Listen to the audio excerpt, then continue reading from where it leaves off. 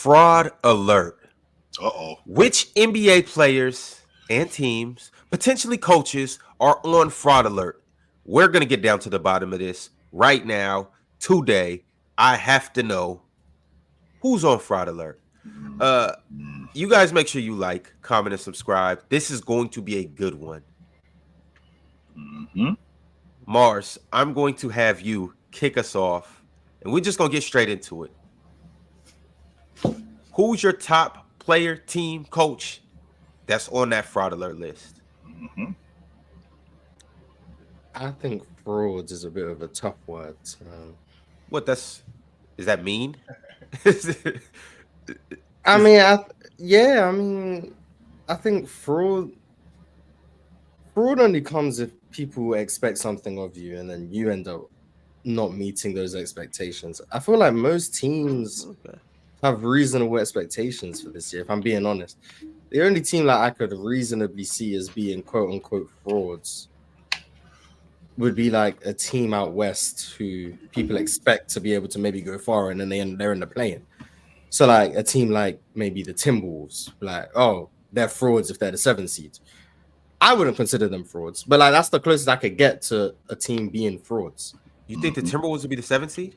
I think no. He was just using it as an example. Got you. Okay. Yeah, but like, wait. Even with that example though, so you mean to tell me? What's up, Jordan? Why them, huh? because they're picked to be high seeds, and if they end up as even if they don't have any injuries and they end up in the play-in tournament, that would have them looking like, you know, they weren't as good as everybody thought that they were. Would you guys not classify them as frauds? No. Yeah. So pretenders. I mean, it's frauds or pretenders, same thing. They finished one game out of the 1 seed last year. Mm-hmm. Yes. They went to the Western Conference Finals. Yes. Right. And you come back, and I understand you made a trade, but you come back next year, and you guys are the 7th seed. Now, Ron, don't just say you made a trade. You lost your best offensive player. You didn't just lose a good player. You lost arguably your best offensive player, and you got another. You got another player. Another top 25 guy in the league, apparently. Yeah, exactly. Top 22 to be exact. To supplement some of that, sure, but I mean that doesn't take away from the fact that he's been on the crew. The guy that you lost, he's been on the crew for 8 years. That matters. And now you're adding this guy to the crew, who doesn't do. I think he does. I think he does some of the things, but the things that you need in order to win, that's in question. That's not to say that he doesn't, but those things are in question. So the Minnesota Timberwolves, they lose their best offensive player, arguably, and now the Nightmare Conference, which is the Western Conference, which Mars and I have already agreed, I think it's going to take 50 wins in order to get into the playoffs this year.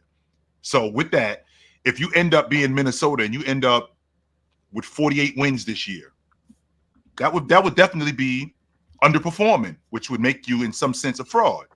I would agree with that. I actually got Minnesota as my number 3 fraud team, or pretenders. My bad, not contenders.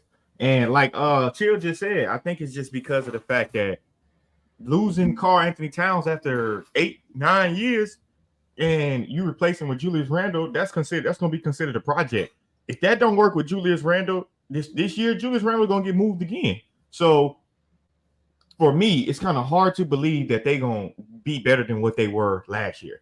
I think Minnesota kind of, got hot at the right time. I'm not saying they wasn't a good team, but a lot's going to change for them. Like Anthony Edwards not going to be the same facilitator he was last year because Karl-Anthony Towns is not there to floor space. So, I think that just put a little, like, is he going to score more? Like, do you need him to score more? Like, what do you need Anthony Edwards to do in order for them to get over the hump? Well, you do have floor spaces, and I think that's the difference with Julius Randle being on the crew, because Julius Randle is a distributor. He can pass. So with him being able to pass, you got Mike Conley as a floor spacer. You got Nas as a floor spacer. You got Alexander Walker as a floor spacer. You have DiVincenzo as a floor spacer. Now, Anthony Edwards, him being a floor spacer, we've already had this conversation. His in-between game is where the floor spacing is going to help them. Because with his in-between game, now when you got to honor that, I mean, he can get to the basket more. And that opens up lanes for the dunker, for the guy in the dunker spot. That opens up lanes for guys in the mid-range. That opens up lanes for guys at the long ball line. But if he can't play that in-between game, then that spacing gets to be tricky. Right, and that's what I was saying. Well, it was there last year for him because of Karl Anthony Towns. Julius Randle is going to be what, your 4? Yes. He's going to space the floor like Karl Anthony Towns. So, you're going to be able to help off of Julius Randle.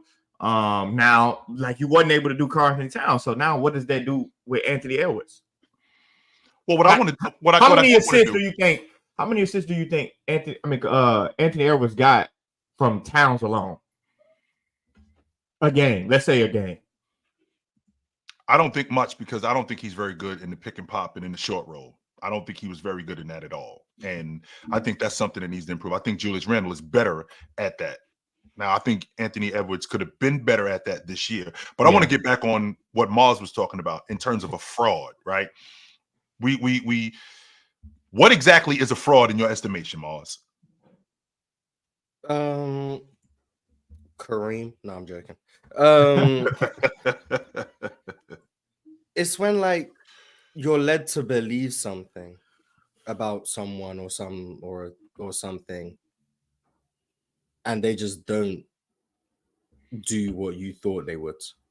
If that makes sense. Like if Boston are meant to be the championship favorites and they lose in round 1 fully healthy, that would be like, interesting. Fraudulent. No, it wouldn't be interesting. It would be a fraud. You guys, that is something that I'll be like, I can understand them being called frauds. It was like, oh, see, they had an easy run last year, then now everyone's healthy, they lose in round 1. Frauds. Like that would make sense to me. Also, Ant assisted Cat 76 times last year. That's less than 1 a game.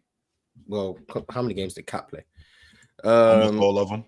No, because he missed that last month of the season. He missed like 12, 15 games. He played 62 games, so 76 assists in 62 games.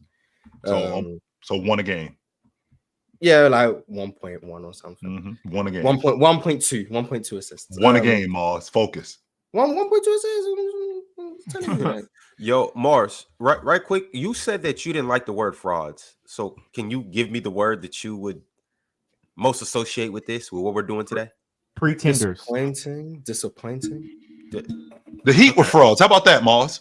The 2006-2007 Heat. The Heat that won the NBA championship in 06 with Wade. No, but they got hurt, and then they moved off Shaq. Was that in 07 or 08? They moved they moved off Shaq the next year. They basically brought the same crew back. They got hurt. D-Wade played like 50 games, and then they just weren't very good without D-Wade. I don't know if I would call them frauds. They got swept, Mars. Frauds is like the 11 Heat. They were frauds. The 2011 Heat were frauds. When they lost to the Mavericks? Yeah, like you can't build that type of team and then lose. That's fraudulent. I don't know. I think I got a different. Yeah, I think I got a different thing about frauds and pretenders. Like for me, it would be kind of like if you had a team that was supposed to make noise. Like I'm gonna use another one of my examples on my list, the Oklahoma City Thunder. I think they're gonna be a fraud next year. I don't see them being the best team in the Western Conference next year. And I just can't see teams like veteran teams like the Clippers, the Suns, the Lakers, the Nuggets scared to play them. I don't think they're like, oh man, we scared to play them because they're gonna be the favorites. I don't think they're gonna be the favorites at all if they play any of those teams because they have a superstar, but they don't have a second guy that's like that they can count on. Now they do have a well-rounded team, but I think they're gonna be frauds. I don't think they're the team that everybody thinks they are. Like, oh, the Thunder can go to the final. I knew he was talking about the Thunder. Well, Jordan, hold on, right quick. I have them as frauds too, but my good friend Swiper, who just got up here, he sent me some backup information this morning. The GMs around the NBA. Ain't that supposed to be Chill's job? What's supposed to be my job? Ain't supposed to be the information gatherer, sending stuff to Ron? Why am I doing it? Hey man, you better add that to my. You better add that to my title. Whoa!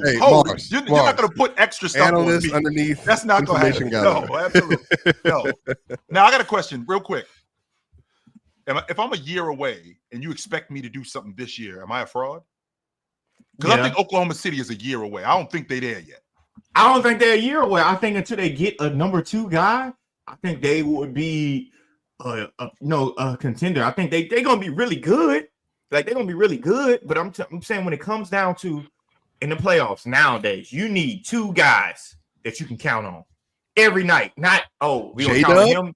That's what I'm thinking. Can't count on him every night. Swipe. Can't count on him every night. What? He's a 25-5 guy. Legit.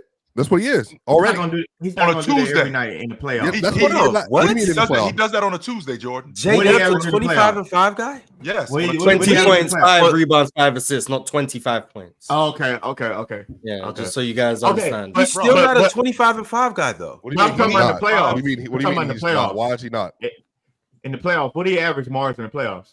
Oh, in the playoffs. I'm gonna do a playoff watch now for I thought J-Dub looked very bad in the postseason. He averaged 19, 7, and 5. So which is right around where. Oh, now you're a field goal percentage merchant. That's crazy. No, I'm saying 47, 38, 80. Right. That's good. That's good. First time in the playoffs. Yes, but listen. You said he was a 25-5 guy for the regular season, right? That's what we said, right? And then in the playoffs, you can't play under, but you can't play under in the playoffs. You're supposed to play up. No, nobody. He averaged 0.4 less points. You supposed to play assists and 2 more rebounds in the. So he basically was the same. He was a similar guy. No, that was a major efficiency drop, But you can say he was the same, but it's not going to be good enough in the playoffs. Like you say, he can do that on a Tuesday. No, what was this, year 3 for him last year? 2? Yeah, 2. No, 2. Yeah, it's just year 3. I just cannot. Hey, but Jordan, he's already by the end of this year. If I told you by the end of this year, how crazy was it sound? By the end of the year, the Thunder have 3 players that are top 30. Crazy as hell. If Julius Randle top 25, I can buy it. Mars, enough with the Julius Randle, Mars. No one thinks he was on the list. All right, Mars with the Julius Randle. Wemby wasn't. But Julius Randle. Did y'all finish that list? Yeah, we did. But here's the thing, Swiper. Julius Dayton. Do you guys see? So Julius is actually number 30 on this list. He's number 30 exactly. But I just want to ask you guys, and I'm gonna throw these 2 guys out. Do you see Chet and J-Dub being better than any of these guys? Will either of them be better than LaMelo Ball? Yes. No. Chet? Wait, Chet's already better than LaMelo. Chet's already better. Chet's already better. If you want to say, so why didn't he get put higher on the list? Can't stay healthy. Because I'm not the only one. I didn't make this list. No, LaMelo Ball. His only problem is staying healthy. That's about it. Wait, Ron, can you put up the list so I can see this? Because apparently people are saying, look at who's number 3, Swiper. You're gonna love it. 3. Mars, I edited that. We're not. What? Yeah, no. Wait, what happened? No, Mars. No. Explain. You changed the list. We had to make some clerical changes. Like but what happened? Jokic is back at number 1. Mars, this list has to go out to the public. I can't make a mock. No, wait a minute. What happened? What I missed? So Swiper, a bunch of go watch the last. No, I'm not gonna go watch it. I work here. I need an update. I need a work update. Chill. I need a brief. After you left, we had to put the guys in an actual numerical order. So it wasn't S tier, A tier, B tier. It was 1 through 25. We had 35 names. We had to cut off 10. We ended up putting them in order. The order, I'm just going to tell you the top 5 we had because I can't bother to go all the way down the order. So we ended up with Anthony Davis at 5, with Luka Doncic at 4. Whoa, Anthony Davis, top 5 in the NBA? Keep going, Mars. Jordan, it just happened, and it kind of felt right at that moment in time. You just had to be there. We ended up with Jason Tatum at 3. Mm-hmm. We ended up with who was number 2? Was it No. Joel Embiid at 3. No. Joel Embiid's at 8. It was you lying to me. Joel Embiid at 8 and Anthony Davis 5. Was it Jokic or was it Jokic? Giannis at 2 and Jokic at 1. Wait a minute. We had Giannis at 1 and then go to the 10. I want to hear the 10 from 1 to 10. The list right here. No, not the updated list. I don't want to see the updated list.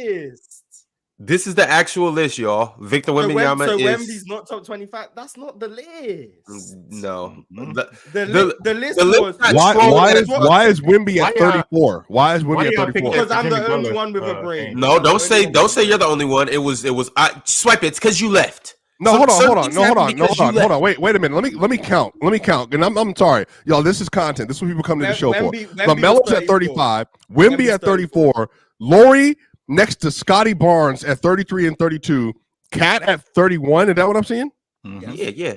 Why Julius Randle ahead of Wemby and Laurie, by the way. And then you're going to have Rudy Gobert at 29, Mhm. Jimmy Butler at 28 behind Kyrie Irving. Yes. Mhm. And De'Aaron Fox. So let me guess this. Look, And easy Ox on ain't on Paulo. here. I don't know where Ox is. So let me guess. Let me guess the picks Ox had. Ox had Chill had Jason Tatum at 3. I know that. Ox had Anthony Davis at I actually 5. had him at 4. I didn't have him at 3. Anthony Davis at 5 probably was Ox. De'Aaron Fox. No, we had veto power. So like every pick was able to vote to change what someone did. So if Chill, for example, wanted to put Jason Tatum at 4, he would have to get a majority vote for us to agree on that. And Swiper, So you leaving through a monkey So wrench. you leaving made it so we needed a 3/4 majority. I had a job. I have other things to do. We understand you had to leave, but when you left, we needed a 3/4 majority to get. Why is Jimmy Butler this low? We are currently at our job. I don't know if you know that. Well, because No, this is a job as well, but I have one that I had health insurance and all I had to go to. That's all I'm saying. You know what I mean? Jimmy Butler wasn't going to get votes to move up. Well, how is Paulo ahead of Jimmy Butler? See, this is the fake list. I ended up getting Paolo off the list and getting Wemby on the list, but Ron is showing the fake list.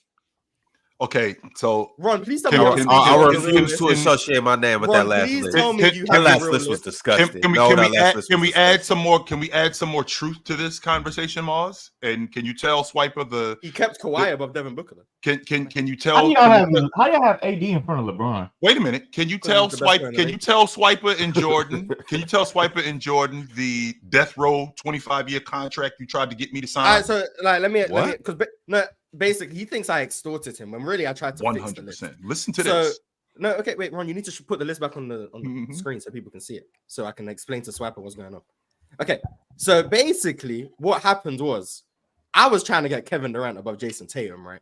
And I was trying to get Wemby on the list because I think those were two major problems with the list. So I ended up, because I had myself, Ron, and Ox and Chill up here, I knew that I could get the list manipulated in a way that I thought I could get Jason Tatum down. So I ended up just voting to move Jokic down to number 2 and Giannis to number 1. I ended up getting a 3/4 majority with Ox and Ron. So Jokic went down to number 2. Chill was not very happy about that. So then I offered Chill a great deal. No, I will vote to get Jokic put back to number 1 if he agrees to get Jason Tatum below Kevin Durant. Well, what's wrong with that? But he said no. No. And then I was like, okay, Chill. Since you're not agreeing to that, I will agree. This is the worst part here. This is the worst part of it. Then the next trade I offered was I will agree to get Wemby. No, I will agree to. No, let's stay. No. Hold on, Mars. Stay with Jason Tatum. Let's stay with Jason. That's where it all started at. Yeah, stay with Jason Tatum. What was the other Jason Tatum change? I will agree to put Jason Tatum at 3 in exchange for Embiid. But if we do that, so now Chill's appeased, Swiper, because Jason Tatum's at 3. If we do that, however, but yeah, so then Chill was just sabotaging. So we ended up having to put Jokic back at 1 anyway because he just wasn't agreeing to the deal. So then I said I will put Jason Tatum at 3 and move Joel Embiid down to 8 if he agrees to get Wemby above Trae Young. He said no. Well, I'm trying to understand the logistics of why Wemby is this low. Period, though. Like, why? What was the reason? Put him there. Me? Yeah, you. After his first year, it's kind of hard. When I'm said that, it is kind of hard. It's kind of hard. It's not hard. It's not hard. It's not hard. No, it's not. You're telling me Paolo Banchero was better than Victor Wembanyama last year. He was not. That's right. I'm not. Paolo Banchero did a good job taking his team to the playoffs too, man. I'm not saying he's not better than Wemby. Why don't you want to hear that, Swiper? Why is that not important to you? What do you mean? Why? The team is different. If Wemby was on that roster right now, what do you think would be? It would be the same thing, if not better. Maybe not. Maybe not. What do you mean? Maybe not. So if I just put a 21, 9 and 5 and 3 and 2 player on the roster that's shooting 36% on 3 or whatever it was. Dynamics change because I can put him at the 4. Put Franz at the 3, put him at the 4. You're cooked. But you can't. The dynamics change. Yeah, shot creation. Like Wemby isn't a ball. It's different. Same ball handler like Paolo Banchero. Ball handler. I'm not. He's not the same. Wemby got heady tween. What you talking about? He's not the same ball handler. Swipe is high key trolling now, but Wemby is better than Paulo. But I'm not saying he can't be. I'm just saying from last year. Yesterday, it's very hard to put. Whatever you want to say, he was better. I think that's hard, man. I think that's really, really hard. So coming into the draft, is Wemby a better player than Paulo Banchero? Not coming in. He just proved he was better. So what did he do? Right. That's my question, because Paulo got better this season. He was already better. So he was already better than Wemby before the draft started, right? Well, so, no, I just haven't seen him in the league yet for me to say he's better than Paulo. By January, he was better. What I'm asking is, what did Wemby do? What did Wemby do up until January to leap Paulo, who got better, by the way, this season? And he was already better than Wemby. Is Paulo a better scorer than Wemby? Probably so. It could be. Yeah. So wait, he's a worse. So if he's a same tier scorer, he's not a better playmaker than Wemby, because whatever. And then wait a minute, he's not a better rebounder. Yes, no, he's not a better rebounder. Obviously, he's not a better rebounder.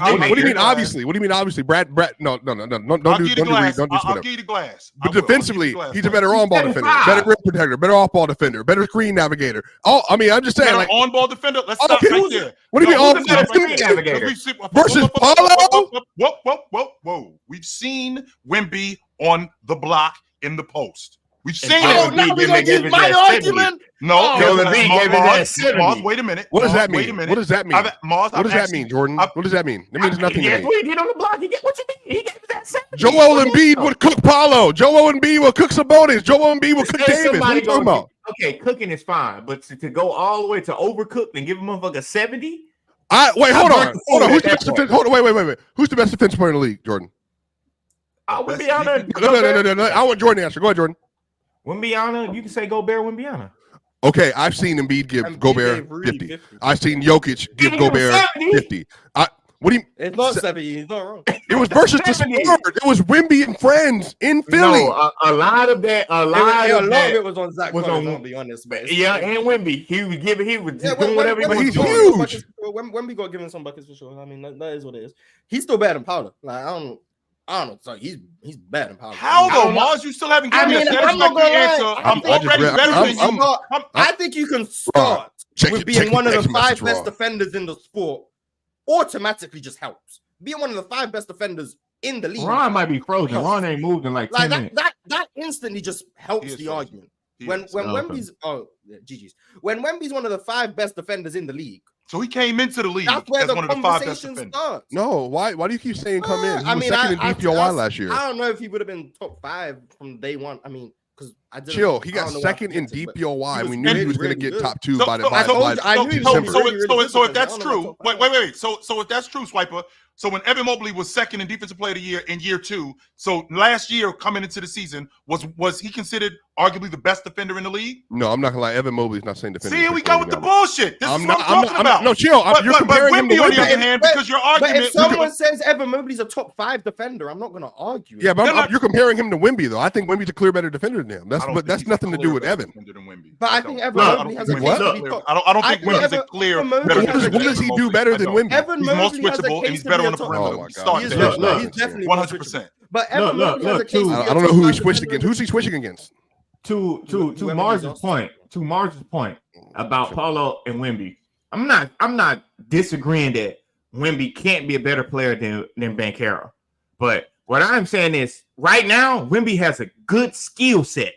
Very, very good skill set. It's damn near flawless. But what I'm saying is, as far as effectiveness and playing today, Banchero is probably the more complete player as far as can he lead his team to the playoffs. Averaged 1 less point per game on a much worse team and was but efficient than Paulo across the board. Hold on. But how much would Paulo average with the Spurs? He wouldn't be playing. He wouldn't be playing the way he played. No, I think you're missing what I'm saying. Wemby played on a worse team with worse offensive talent around him. Averaged damn near the same. They might be a better team. They might be a better team if Paulo Banchero was over there. Okay, you don't believe that. No, I probably do. Why not? Because dynamics change. The When only you reason get a they were player even- like the that, only dynamics reason they were even change. close to competition. People bringing up because eye their test. I just defense was Wemby had multiple games last year. where he showed Paolo is not making I that can't hear offense. all of you dudes. All of you dudes talking at the same time. I can't hear all of y'all. Swipe is compromised, Mars, because he already tried to use the DPOY logic and then wouldn't give Evan Mobley the same love. I didn't even say that. No, he compared Mobley to. I'm saying I don't compare Mobley to Wemby. I think Wemby's just better than Mobley. That's just it. I could dig that. Well, I'm fine with that fellas, too. fellas, I don't want to derail this, but look, my rights were trampled on, and I just can't let that slide. All right, y'all. We have to get back. We must get back to the. Man, Wemby better. This list is bad, y'all. This list is not good. Wait a minute. Okay, Well, I wasn't comfortable.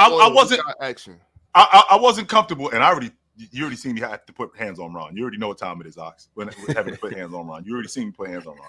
I wasn't comfortable. I got a case. Yes, I was Mars. I wasn't comfortable, Jordan. She'll do it I wasn't comfortable, completely comfortable putting Wemby ahead of Laurie. I wasn't comfortable putting him ahead of Laurie right now. No, I was not comfortable putting him ahead of Laurie. That's a toss up. But how do you put Julius Randle ahead of Laurie? Julius Randle. Julius Randle is probably better than him. Is Rookie LeBron better than Paolo? Is Rookie LeBron better than Paolo?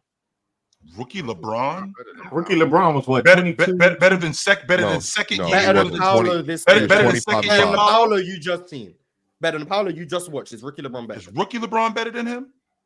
I don't think there's a huge gap, if I'm being honest. Paolo game a little more polished. I think Paolo was better. It was more polished than LeBron was coming in. More polished doesn't mean better. Well, yeah, and so that's what I'm saying. Yeah, I would agree. I would agree. Game is more mature, more polished at this point, but Bron had something else though. Was faster, getting more athletic, better, way more athletic. You know what I'm saying? Get the so it looks better punch on you. Sure. I think give me Bron, please. Okay. So Rookie LeBron's better than Wemby. We keep talking about Rookie Bron though. That's what we talking about. We ain't talking. Rookie Bron is better than Wemby. Rookie Bron better than Wemby too. Yeah, I'm just trying to get a gauge for where you guys view Wemby. Yeah, No, but hold on, because again, I have to associate my takes with PC. I am trying to feel because you're gonna put this list up. It's gonna be a picture of all of us screaming, me looking confused. So I'm trying to understand how in the world is Julius Randle, because I know Chill did this. Julius Randle ahead of Wemby and Laurie in particular. Julius didn't even have a good scoring season last year. He was averaging 25 a game before he got hurt. No. What are you talking about? I'm he was averaging 25 a game. He already played half the season. He was an all-star. I'm so sick of this. Julius Randle doesn't do anything better than Wemby. Except if you want to say post score over his shoulder. That's it.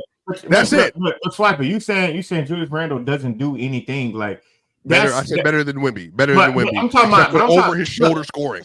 Great. But I think, but Swiper, I think you argue like a skill set what somebody can do, what we know they can do, but doing it in the game is two different things. Like doing it in the game against tough defense is two different things. You can watch somebody work out and say, "Damn, this kid is skilled. This kid can play." But then in the game, he missed all that shit that he looked very skilled at in warm-ups or in the workout. So like, I agree. Laurie Marketing has a hell of a skill set, but when it comes down to can I count on him or Julius Randle, I'm going Julius Randle. What are you talking about? Count on him to do what? Count on him to do what? What does Lowry do that doesn't translate to the game? I can't say it doesn't translate. I'm saying that we know he has this skill set, but I'm saying when it comes down to production, when it comes down to not just the eye test, when we fuck the eye test. Let's just watch the game. I got Julius Randle over Laurie Marketing any day, right now, today. They averaged 20. He averaged 23, 8 and 2, and was way more efficient across the board. But you can't say that. But you can't say that. On the Utah Jazz. No, don't do that shit. I'm looking at it right now. He said they done the eye test. I'm looking at the numbers right now. Exactly. I might could get with Laurie. I might could get with Laurie over Julius, but I got not over. I don't got Wemby over Julius. But I don't know what y'all be doing. I don't get this. I don't understand this. But what does Larry Marketing not do? Like, I don't understand. Like, I don't. But look, because all I'm saying is you can't like swipers want to compare what Larry Marketing did on the Jazz to what Randle did on the Knicks. Like Randle on the Jazz would be way better than he would be on the Knicks. No, he wouldn't.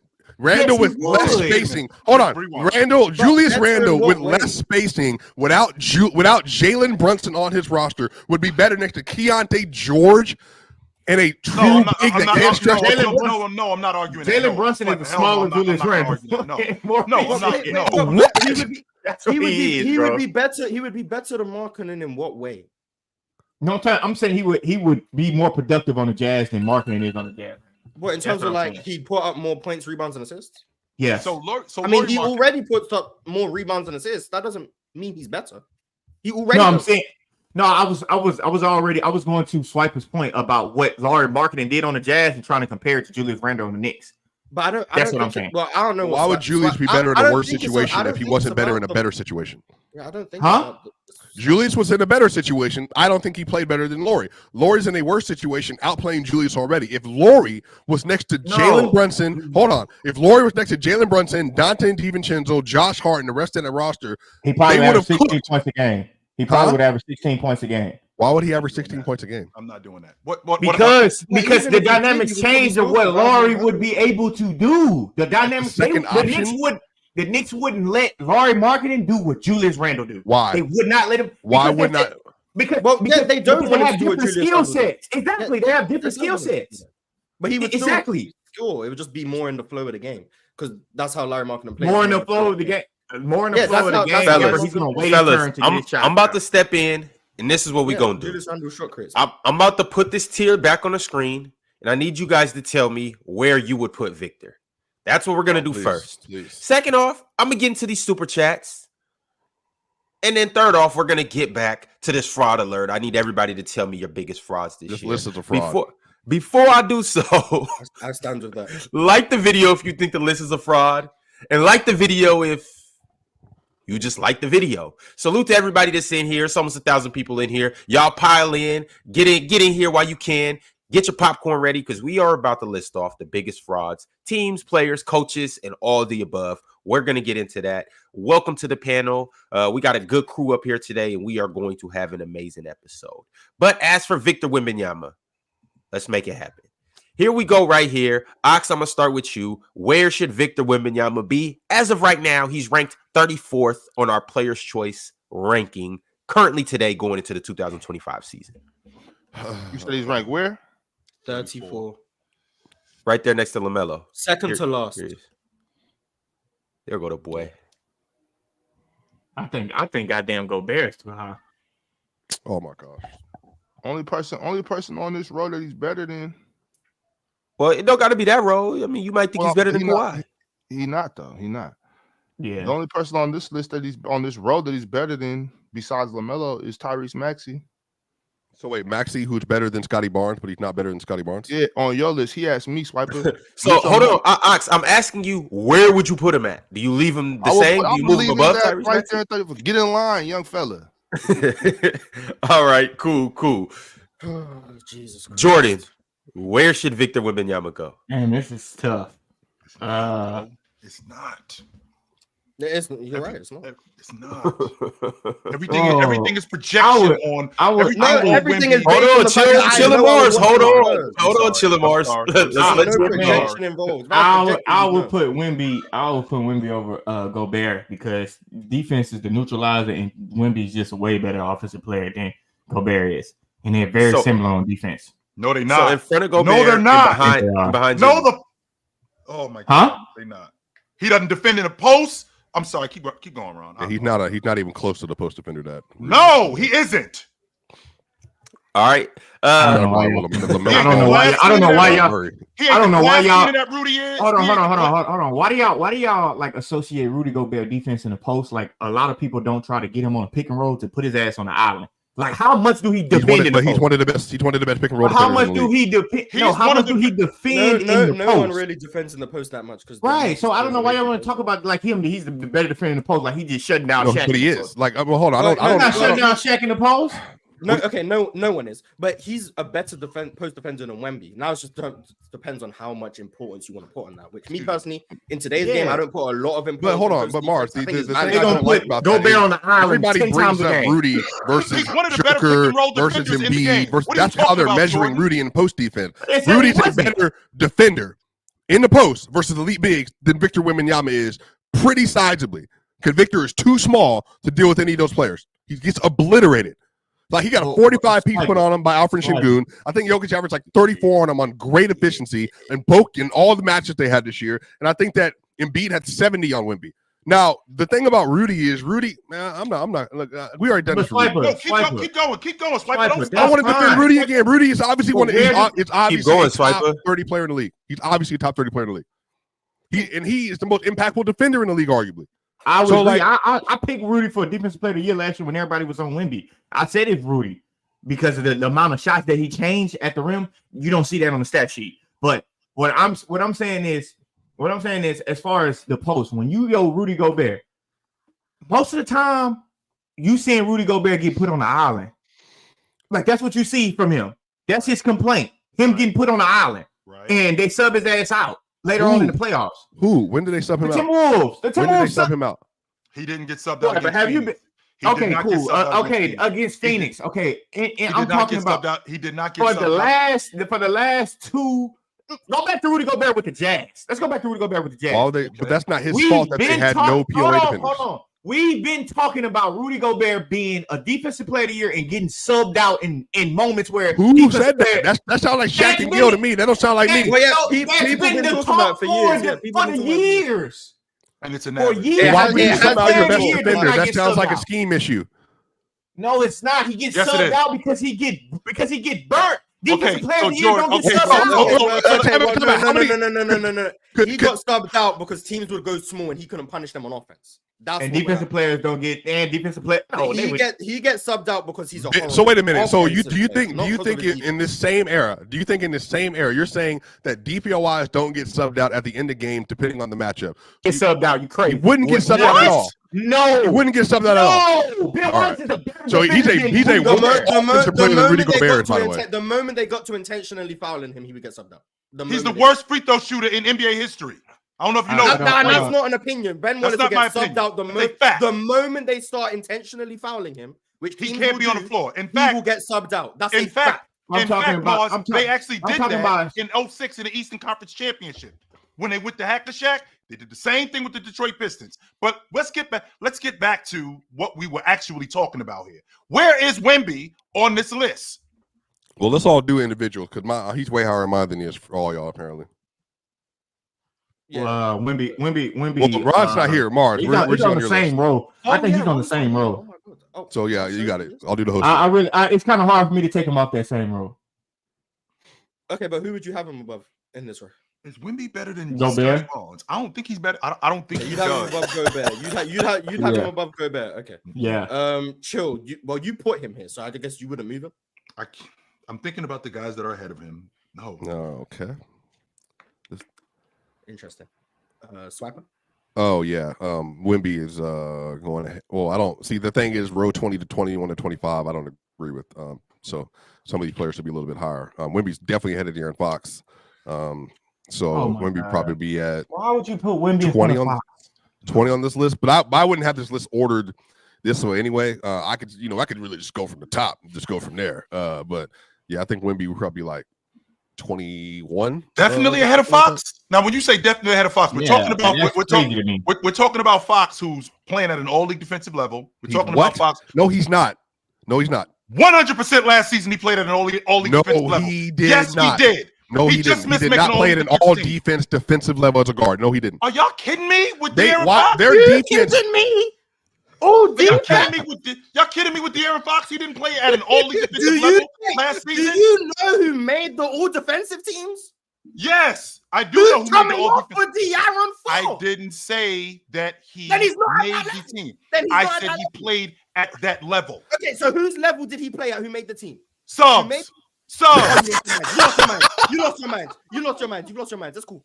That's crazy. That's ridiculous. That's not that crazy, but I mean, not ridiculous. What Mars is doing. What Mars is doing, chill, is saying that since there's 10 people that make the list and he's not one of those 10, that he's not at that level. You can't be mentioning the conversation. But still, the thing Mars knows exactly what you're saying. Okay, chill. I'll shoot a basic question. Contavious Pope did not. Fellas, we got one mic. Also played at an all-league. We got one mic, y'all. Yeah, all right. Yeah, we got one mic, all right, but you ain't gonna beat mine, Ron. All right, Swiper. Look, fellas, we are on 1,000 right now. It's a good show. Everybody just relax. We gonna get through the argument. Let me ask a basic question, Ron. Let me ask a basic question. Contavious Caldwell-Pope, was De'Aaron Fox a better defender than Contavious Caldwell-Pope, who did not make an all-defense team last year?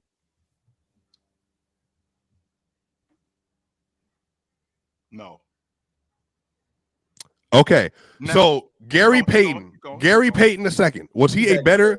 I know. I'm just naming names, but he's obviously like just when he's healthy. Is he as good a defender as Gary Payton? Is De'Aaron Fox? You talking about last year? Is De'Aaron Fox as good a defender? Period. But you can't say period. You got to say last year. That's what Gary Payton, I'm saying. He said all defensive level, so it would have to be based on the guys who played last year. Yes. Yeah. Is De'Aaron Fox better than him? I think so. Is he better than Lou Dort? I don't think he's better than Lou Dort. Is he better than Chet Holmgren? That's kind of hard. What is that? The all-league defensive team is positionless now. So in order to Mars. I hate that it's positionless. Wait. This is what we're doing. You're running down the all-league defensive team. No, I'm running down the guys who didn't make it. Okay, you're running down the all-league defensive team and the guys who played at that level because they're right there. De'Aaron Fox did not play at the level of Chet Holmgren. De'Aaron Fox play at OG and Anobi's level last year. Is not at the level defensively of Lou Dort or Chet Holmgren or Jarrett Allen or Giannis or KCP or Jaylen Brown. Yes, he is. I think he's closer. I think he's closer to Lou Dort and Jaylen Brown. Besides get on the ball steal, what does he do? What does he do? I think he's a lot closer. I think he's a lot closer to Jaylen Brown and Lou Dort than y'all think. Jaylen Brown. You don't the same Jaylen Brown that I saw lock up in the NBA playoffs. De'Aaron Fox has never done that. Ever done that. He's never played defensively at the level Jaylen Brown did in the playoffs last year. Ever. Okay, so that's a one-off. But you don't give De'Aaron Fox nearly enough credit as the on-ball. No, I'm asking. You said a one-off. What do you mean? What? In the playoffs, we have not seen Jaylen Brown play that level of defense in the playoffs ever.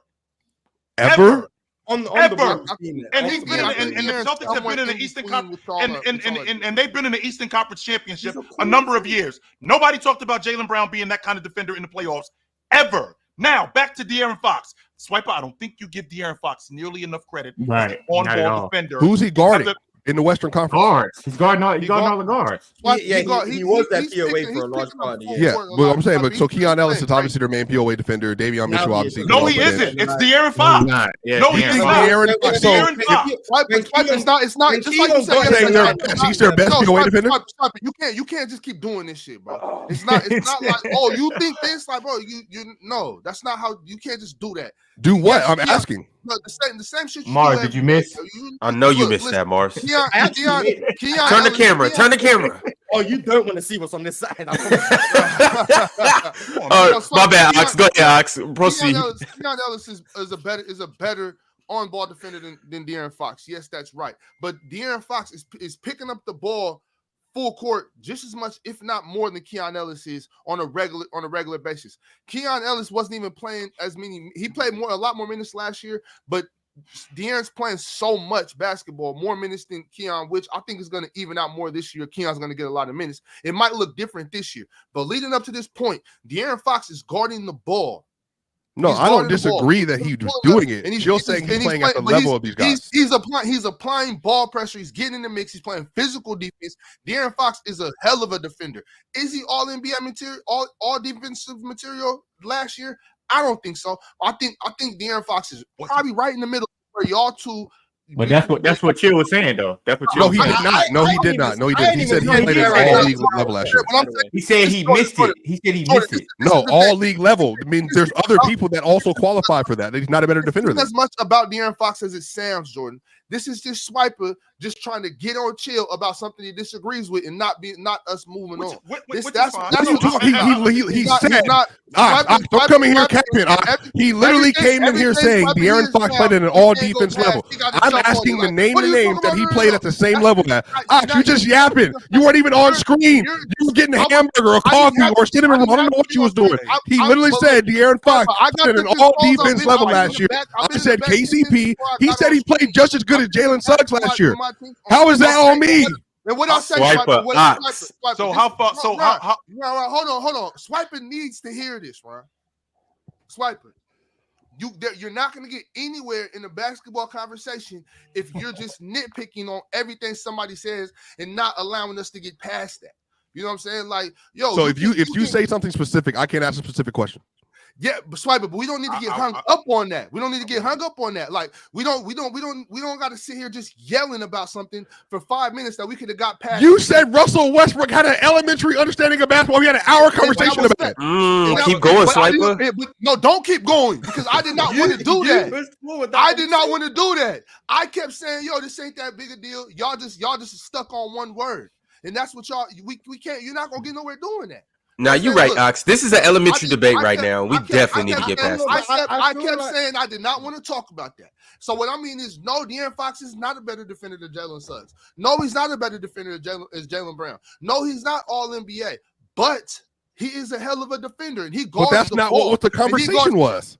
And Swiper, what I'm saying is, okay, what you're saying, we need to meet in the. We need to find common ground. I know that's not the conversation because you want to just yell with chill.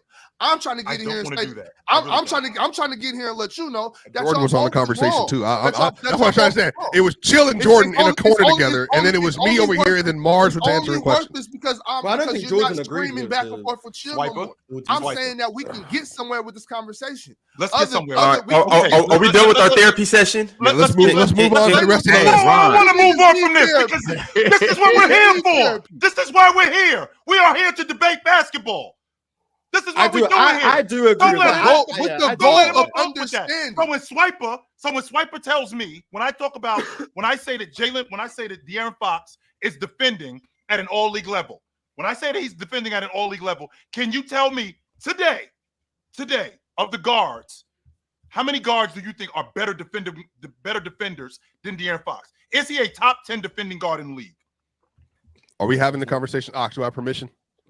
We ain't doing that. No, get the hell out of here with that. We're not doing that. Again, Swiper, we're talking about Swiper. We're talking about De'Aaron Fox as a defender. Can you name me 10 guards in the league that are better defenders than De'Aaron Fox? 10 of them.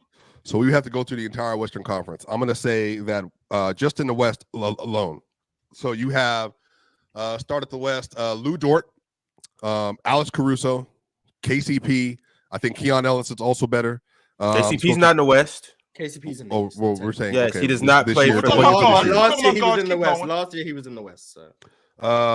Let me see. And then we start off with, I think Desmond Bane's a better on-ball defender than him. Marcus Smart's in the Western Conference. That's 7 right there. Herb Jones at 8. I think that are we including any wings at all in that? Nope, we're just talking about guards. Just 2 1s and 2s. We're just talking about guards. I think Davion Mitchell's a better defender than him, even though he's obviously playing for the Raptors now. That's 10.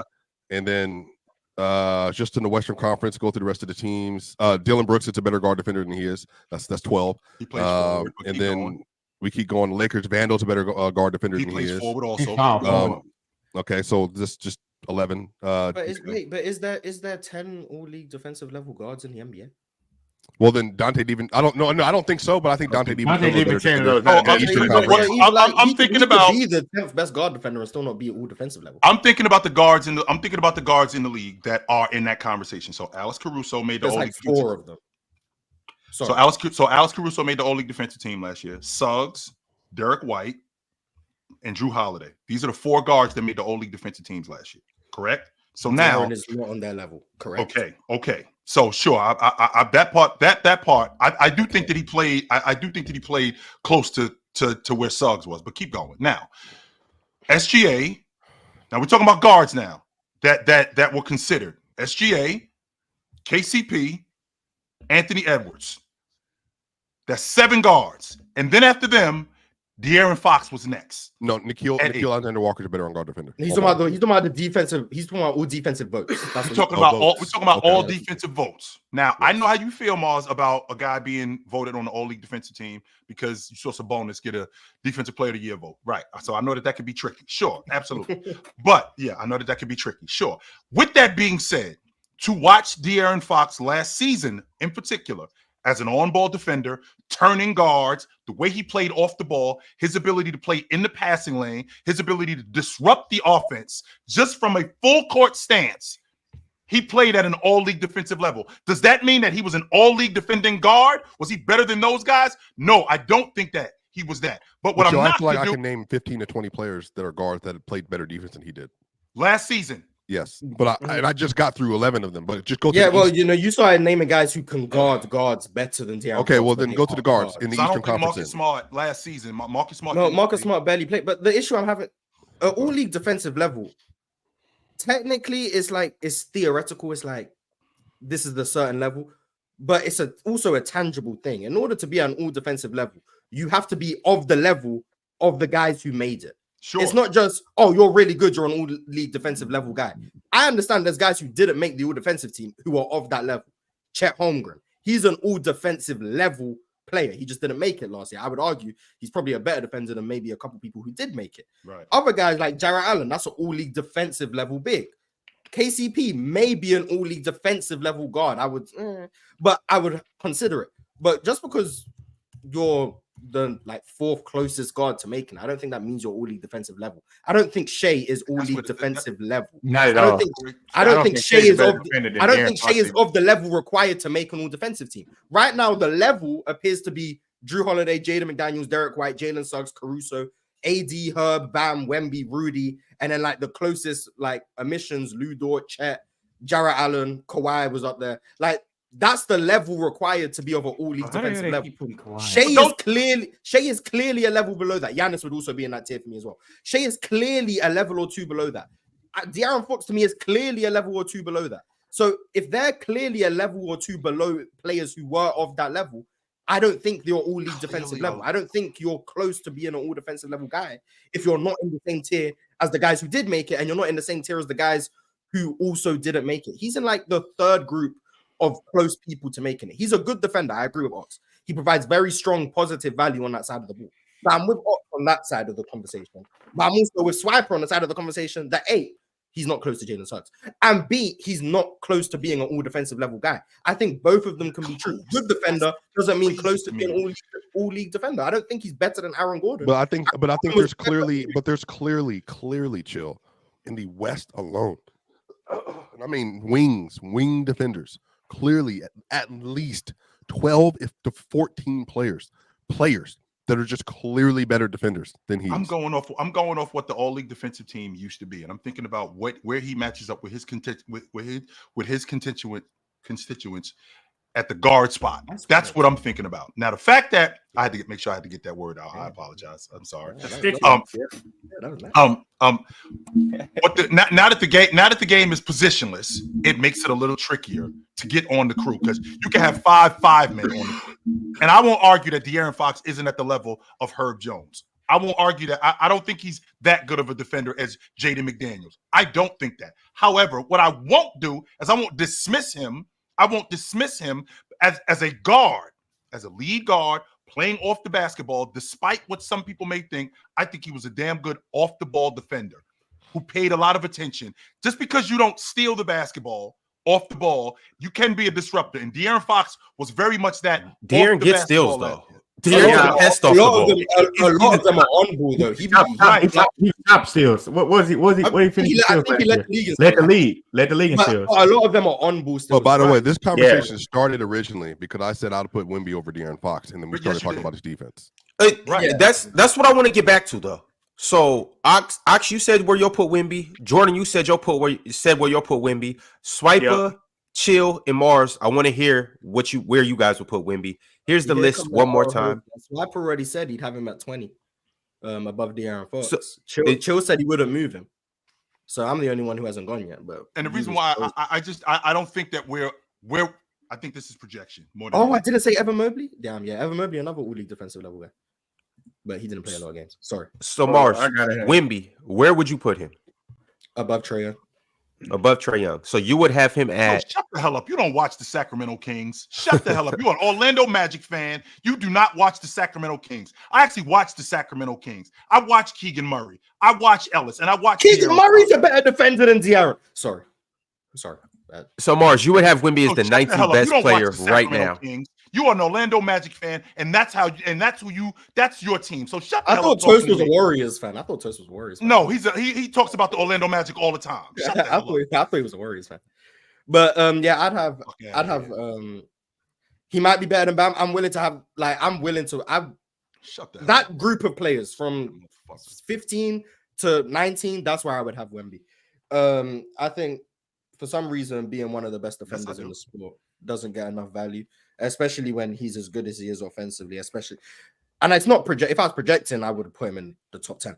I just think offensively, what we saw the last 4 months of the year, so January to April, when he really leveled up his playmaking, when he moved to the 5 full time, when he became better in the pick and roll, when he stopped taking as many mid-range pull-ups, his game just got overall more efficient. His decision-making got better. One of the best transition players in the league. He's shooting like 40% on pull-up threes. And the fact that he made the Spurs look competent when he was out there on the floor, especially that second half of the season, that means something to me. How many threes are we taking, Miles, when those pull-up threes? How many threes are you getting from him? Maybe 1 or 2 a game. I don't know. 7-4. He's shooting 7-4. He shot 42% on pull-up threes. I could find how many he shot, but you 7-4 doing that, that's ridiculous. But yeah, a lot of it's defensive value, but a lot of it's defensive value for Bam, a lot of it's defensive value for Rudy. I just think we overstate I said this similarly to Paolo, but just in general, I think we overstate the value of like the best offensive player on mediocre or bad offensive teams. I think being an elite defender is more valuable than being the best offensive player on a bad offensive team. Somebody got to score on a bad off. Somebody got to get the buckets on a bad offensive team, and it's a lot of times empty. That's why y'all dudes talk about Kevin Love the way y'all do. That's why y'all dudes talk about him the way you do. So, chill. K-Love was nice though, and he would have been. He could have played a bigger role even on the Cavs. He just happened to play next to 2 of the more talented and gifted offensive players how much ever. more of a bigger role could he have played, Bron? Well, I'm saying, like, you're playing next to Kyrie Irving. He could have given more touches in where he was comfortable instead of just being a pick and pop guy. He could have been a post-up guy, too, for the Cavs. He could have did a whole lot more things. He was almost a 20-10 guy with them. I get that, Chill. I'm saying, like, third guy, by the way. And the Timberwolves weren't a bad offensive team, by the way. They weren't. They just weren't a playoff, but they weren't bad. Hey, Chill, what do you think about Kevin Love? You said that as if you feel like Kevin Love is, like, overrated. It was empty. Well, music, is it? Is it good? No, it was something else. But do you think Kevin Love is overrated? Is that why you were saying what you were saying about Kevin Love? No, I said that it was empty what he was doing up there. Somebody got to lead a bad team in scoring. That's all I said. No, they were a top 10 offense. I mean, they just missed the playoff, but they won 40 games. Like 40 games ain't a bad team. But with Wemby, with Bam, with Rudy, Rudy is like a main one because he's so bad offensively that I think people. That's what I said. Yeah, like for me, Rudy is not better than Wemby in large part because even though I think Rudy probably is the better defender, Wemby is so much better offensively that there's a noticeable gap. That's where the separator is with you. Yeah, that's what the separator is with me. And Swiper lost his damn mind. Yeah, because they start talking about Wemby and Gobert. Yeah, like I'm fine. Rudy to me is the best. Yeah, Rudy to me is the better defender as of last season, as of what I've seen. I think Wemby will be better in time, but right now I think Rudy's the better defender. But the offensive gap is so large where one is, I'm not going to call him a negative because there is some value to what he does, but Wemby is so superior to him offensively that I'm going to give him the edge. But Bam Adebayo is another one who I think gets underrated. Like, everyone acknowledges he's one of the 5 best defenders in the sport, but then when it's time to say he's one of the 15 best players in the sport, everyone hesitates. And it's like, is he better than Jaylen Brown? I think the conversation should be had. That's a toss-up.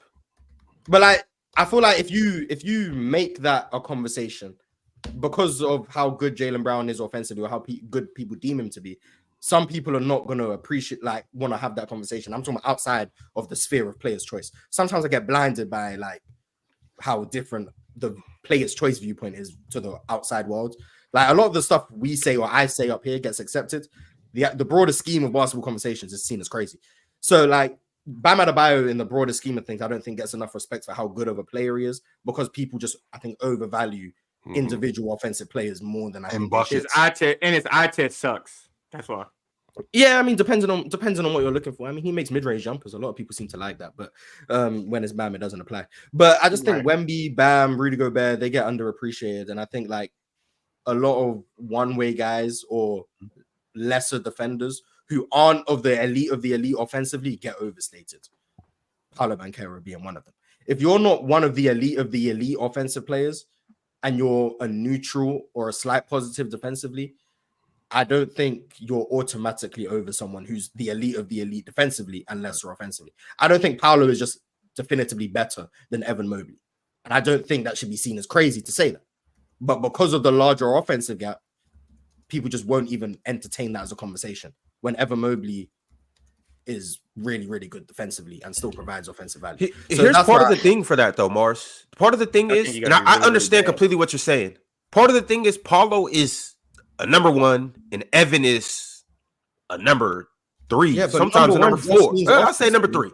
But number 1 is only an offensive thing. No, I get what you're saying, but this is people equate this into where they put people. That's the reason why Bam gets put so low, because it's like, Bam, you're a number 2. Yeah, you are the best defender on that team, but you're a number 2. So people use that to dock you. And I think that's wrong. But I understand what you're saying. People value a number 1 over a number 2 damn near all the time, unless you got a Kevin Durant, Steph Curry situation. But like, or KD, Devin Booker. But like most of the time, people are gonna be like, this guy's the number 1, this guy's the number 2, therefore number 1 better than number 2. But then it's like, does that make Cade better than Bam because he's the number 1 on his team? No, it doesn't. But then it'll be like, oh, but they don't win enough. Paolo led his team to the playoffs. Right. But then if I dare to mention the fact that the Magic were worse with Paolo on the floor than without him, I'm the bad guy. Mm-hmm. Like, I don't think Paolo was the sole cause of their success. But when you're the number 1 option on a team that goes to the playoffs, you get given the lion's share of the credit, which I don't think is right all of the time. Sometimes I think it's actually valid. Some guy is doing a heavy burden. And that like what Giannis did in 21? In the postseason? Mm-hmm. Or like what Joker did in 23? I think Jamal Murray deserves more credit than he gets, and their defense deserves more credit than it gets. But that's more... They obviously deserve more credit than what I think Paolo deserves, or Anthony Edwards deserves, or I'm trying to think of other guys who I don't get called a hater of that will make it seem more valid. But like, I just feel like people overstate the value of the number 1 option, and I think it's not always black and white of number 1 better than number 2, personally. And I also think being a number 1 option doesn't just mean you're the number 1 offensive player. I think you can be the best player in the team and be the best defender and not be the best offensive player. I think that happens more often than people care to admit. KG in Boston, for example, I think was the best player on the team, but I don't think he was their best or their go-to offensive player. But he was still better than Paul Pierce to me, which some people can disagree, that's fine. But I think he was better than Paul Pierce. So I just think the number 1 option thing gets overstated a lot of the time, especially when a team is not good offensively. I think that's what really confuses me. Like, the Magic were just a bad offense last year. So how much credit are we going to give to their best offensive player when they were successful because they were the number 2 defense in basketball? And respectfully, he was probably their worst defender in their starting 5. Yeah, we talked about that before too, but Mars, I don't know if it's more with the worst teams or even the better teams, because it's like a lot of times, like you get with like KD and D Book, and sometimes now with JT and JB too, like it just kind of gets confusing to when we're having a conversation like, oh, well, that's the number 1 guy, and you don't really know if they're saying like, are you saying that's the best player, or are you saying that's the guy that's going to shoot the most shots? Like even with Kyrie and Luka, sometimes I guess I don't know, it's weird, but it is 1As and 1Bs though. So where we are with Wemby, right? Where we are with Wemby, we're projecting at the end of the season. Where do you project Wemby to be, Mars? Top 10. Yeah, you think he's going to? I said 10 before Mars did, so that's my take. So you think he's going to be a top 10 player? That means San Antonio is going to be a lot better.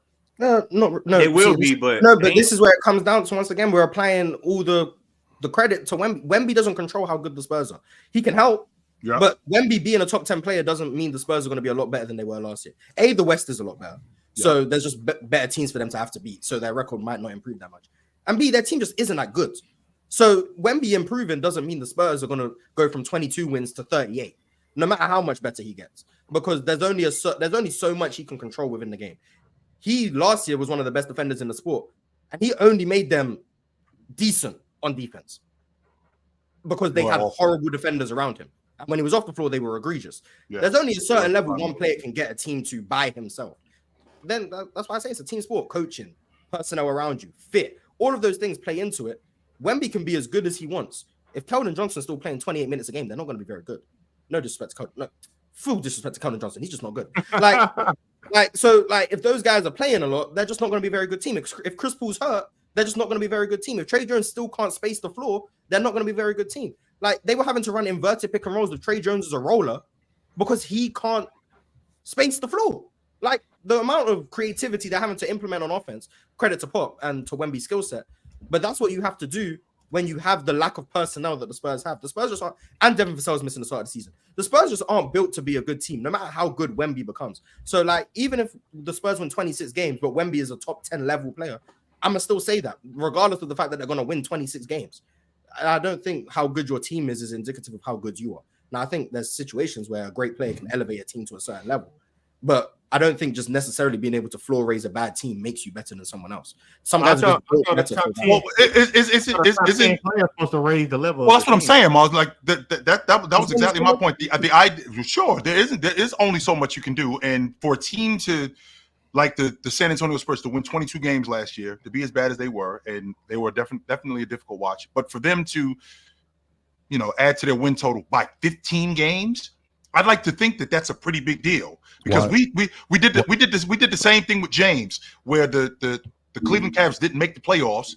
He was a top 10 player going into the next season, and they didn't make the playoffs, and he raised that team 15 games. So I can appreciate that with the Rockets too. I can definitely appreciate him jumping spots. Now, I think that the Spurs, even if they aren't a playoff team, they are going to be better. If you're talking about him being talking about him being a top 10 player, that means that he's going to have to be significantly better in order for them to do that. Because if we're talking about plus 15 wins, that's a significant jump. Like plus 5 wins, that's not enough. There's not really. I'm not expecting plus 15 wins. Yeah, there's only. I just be clear here.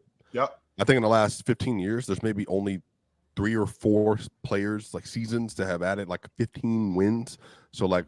I'm not expecting Wemby to have an all-time great season, but I also want to say this: LeBron and AD are top 10 players. We don't expect anything from them. Nothing. Who don't expect nothing from them?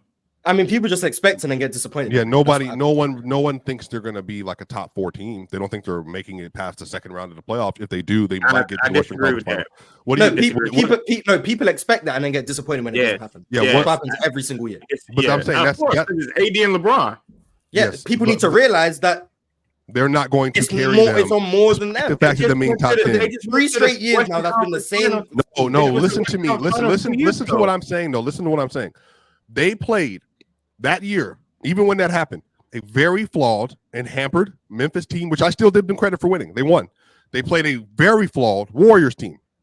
And then as soon as they played a team that didn't have said flaws. They were too big for the Warriors, though. That's just really what it is. They just too big for the Warriors didn't have enough size. It was good matchups. But that's it was a really good matchup. That's the playoffs, though. Yeah, that's the playoffs. Yeah, I'm agreeing with you. But this was 2 years ago when LeBron was turned 38, not 40. He's going to turn 40 this year. AD is going to play. Hopefully he plays 79 games again. That would be great. But we're not expecting in this panel, I don't think, that they're going to be contending for the West despite having 2 top 10 players. That just shows you can if they can avoid Denver, I think they got. No, they're beating the Thunder. You don't believe they're beating the Thunder, Chill? No, I do. Everyone believes in them over the Thunder. I'm like the only person parading for the Thunder in the world. But the Lakers are the only team. I might be wrong. The Lakers are the only team in the league with 2 top 10 players, right? Well, no. The Suns with Booker and KD, depending on what on this, Booker was 12. Yeah, no one had Devin Booker. So yes, the Lakers. Bonafide top 10 players, Mars. Yes, bonafide top 10 players. And we all understand the Lakers aren't the favorites for the championship. No, they're not. No, they're because not. it comes down to more than just top 10 talent, right? Absolutely. The Lakers are the most. You're saying there's a chance team of all time. I mean, this is unbelievable. No, people have been saying that for years. So I know, yes, but they're the Lakers. It's LeBron James. He's been to the finals. It's the Lakers and it's LeBron James. Wait a minute. Let's not sit there and act like this. Wait a minute. That's Oh, what it was. it's It's not Lakers and just no, LeBron James. Piper, it's not just the James name. Brown. No, whoa. Elvis Presley. Stop right there. Michael It's not Jordan. Just the name. Did they not Them win guys- the NBA championship together? Did they not do that? Yeah. Bro, this was 6 years ago. I don't care about that. When I was like Even That was 11 6 years years ago. They did do 9 it. times. That was 6 years ago, chill. They did do it, Let's though. believe in Steph and Draymond Green. They do. Mars, if I'm not mistaken. They do. playing, The chill. Warriors just won the finals. A year I ago. know. My Two point years to ago. chill because Chill Re- said they're re- missing the play-in. Rewind. One, they don't You have. said they're missing the Warriors, plan? What? Yeah. Yeah, I don't think they're a playoff team. Yeah, But rewind. I don't think the Warriors are this year. They One. won more recently than the Lakers. One, They did, rewind. though. Okay, so first and foremost, one, they don't have 2 top 10 players on their team, and 2, the Golden State Warriors. They don't have. They won in 22, but they They still don't have. won. They don't have 2 top 10 players on their team. They That's didn't have that in number one. 22, and they won. And they've been going backwards So since have they the won the Lakers. championship. No, actually, they haven't. They was in the Western Conference Championship just 2 years ago. Yeah.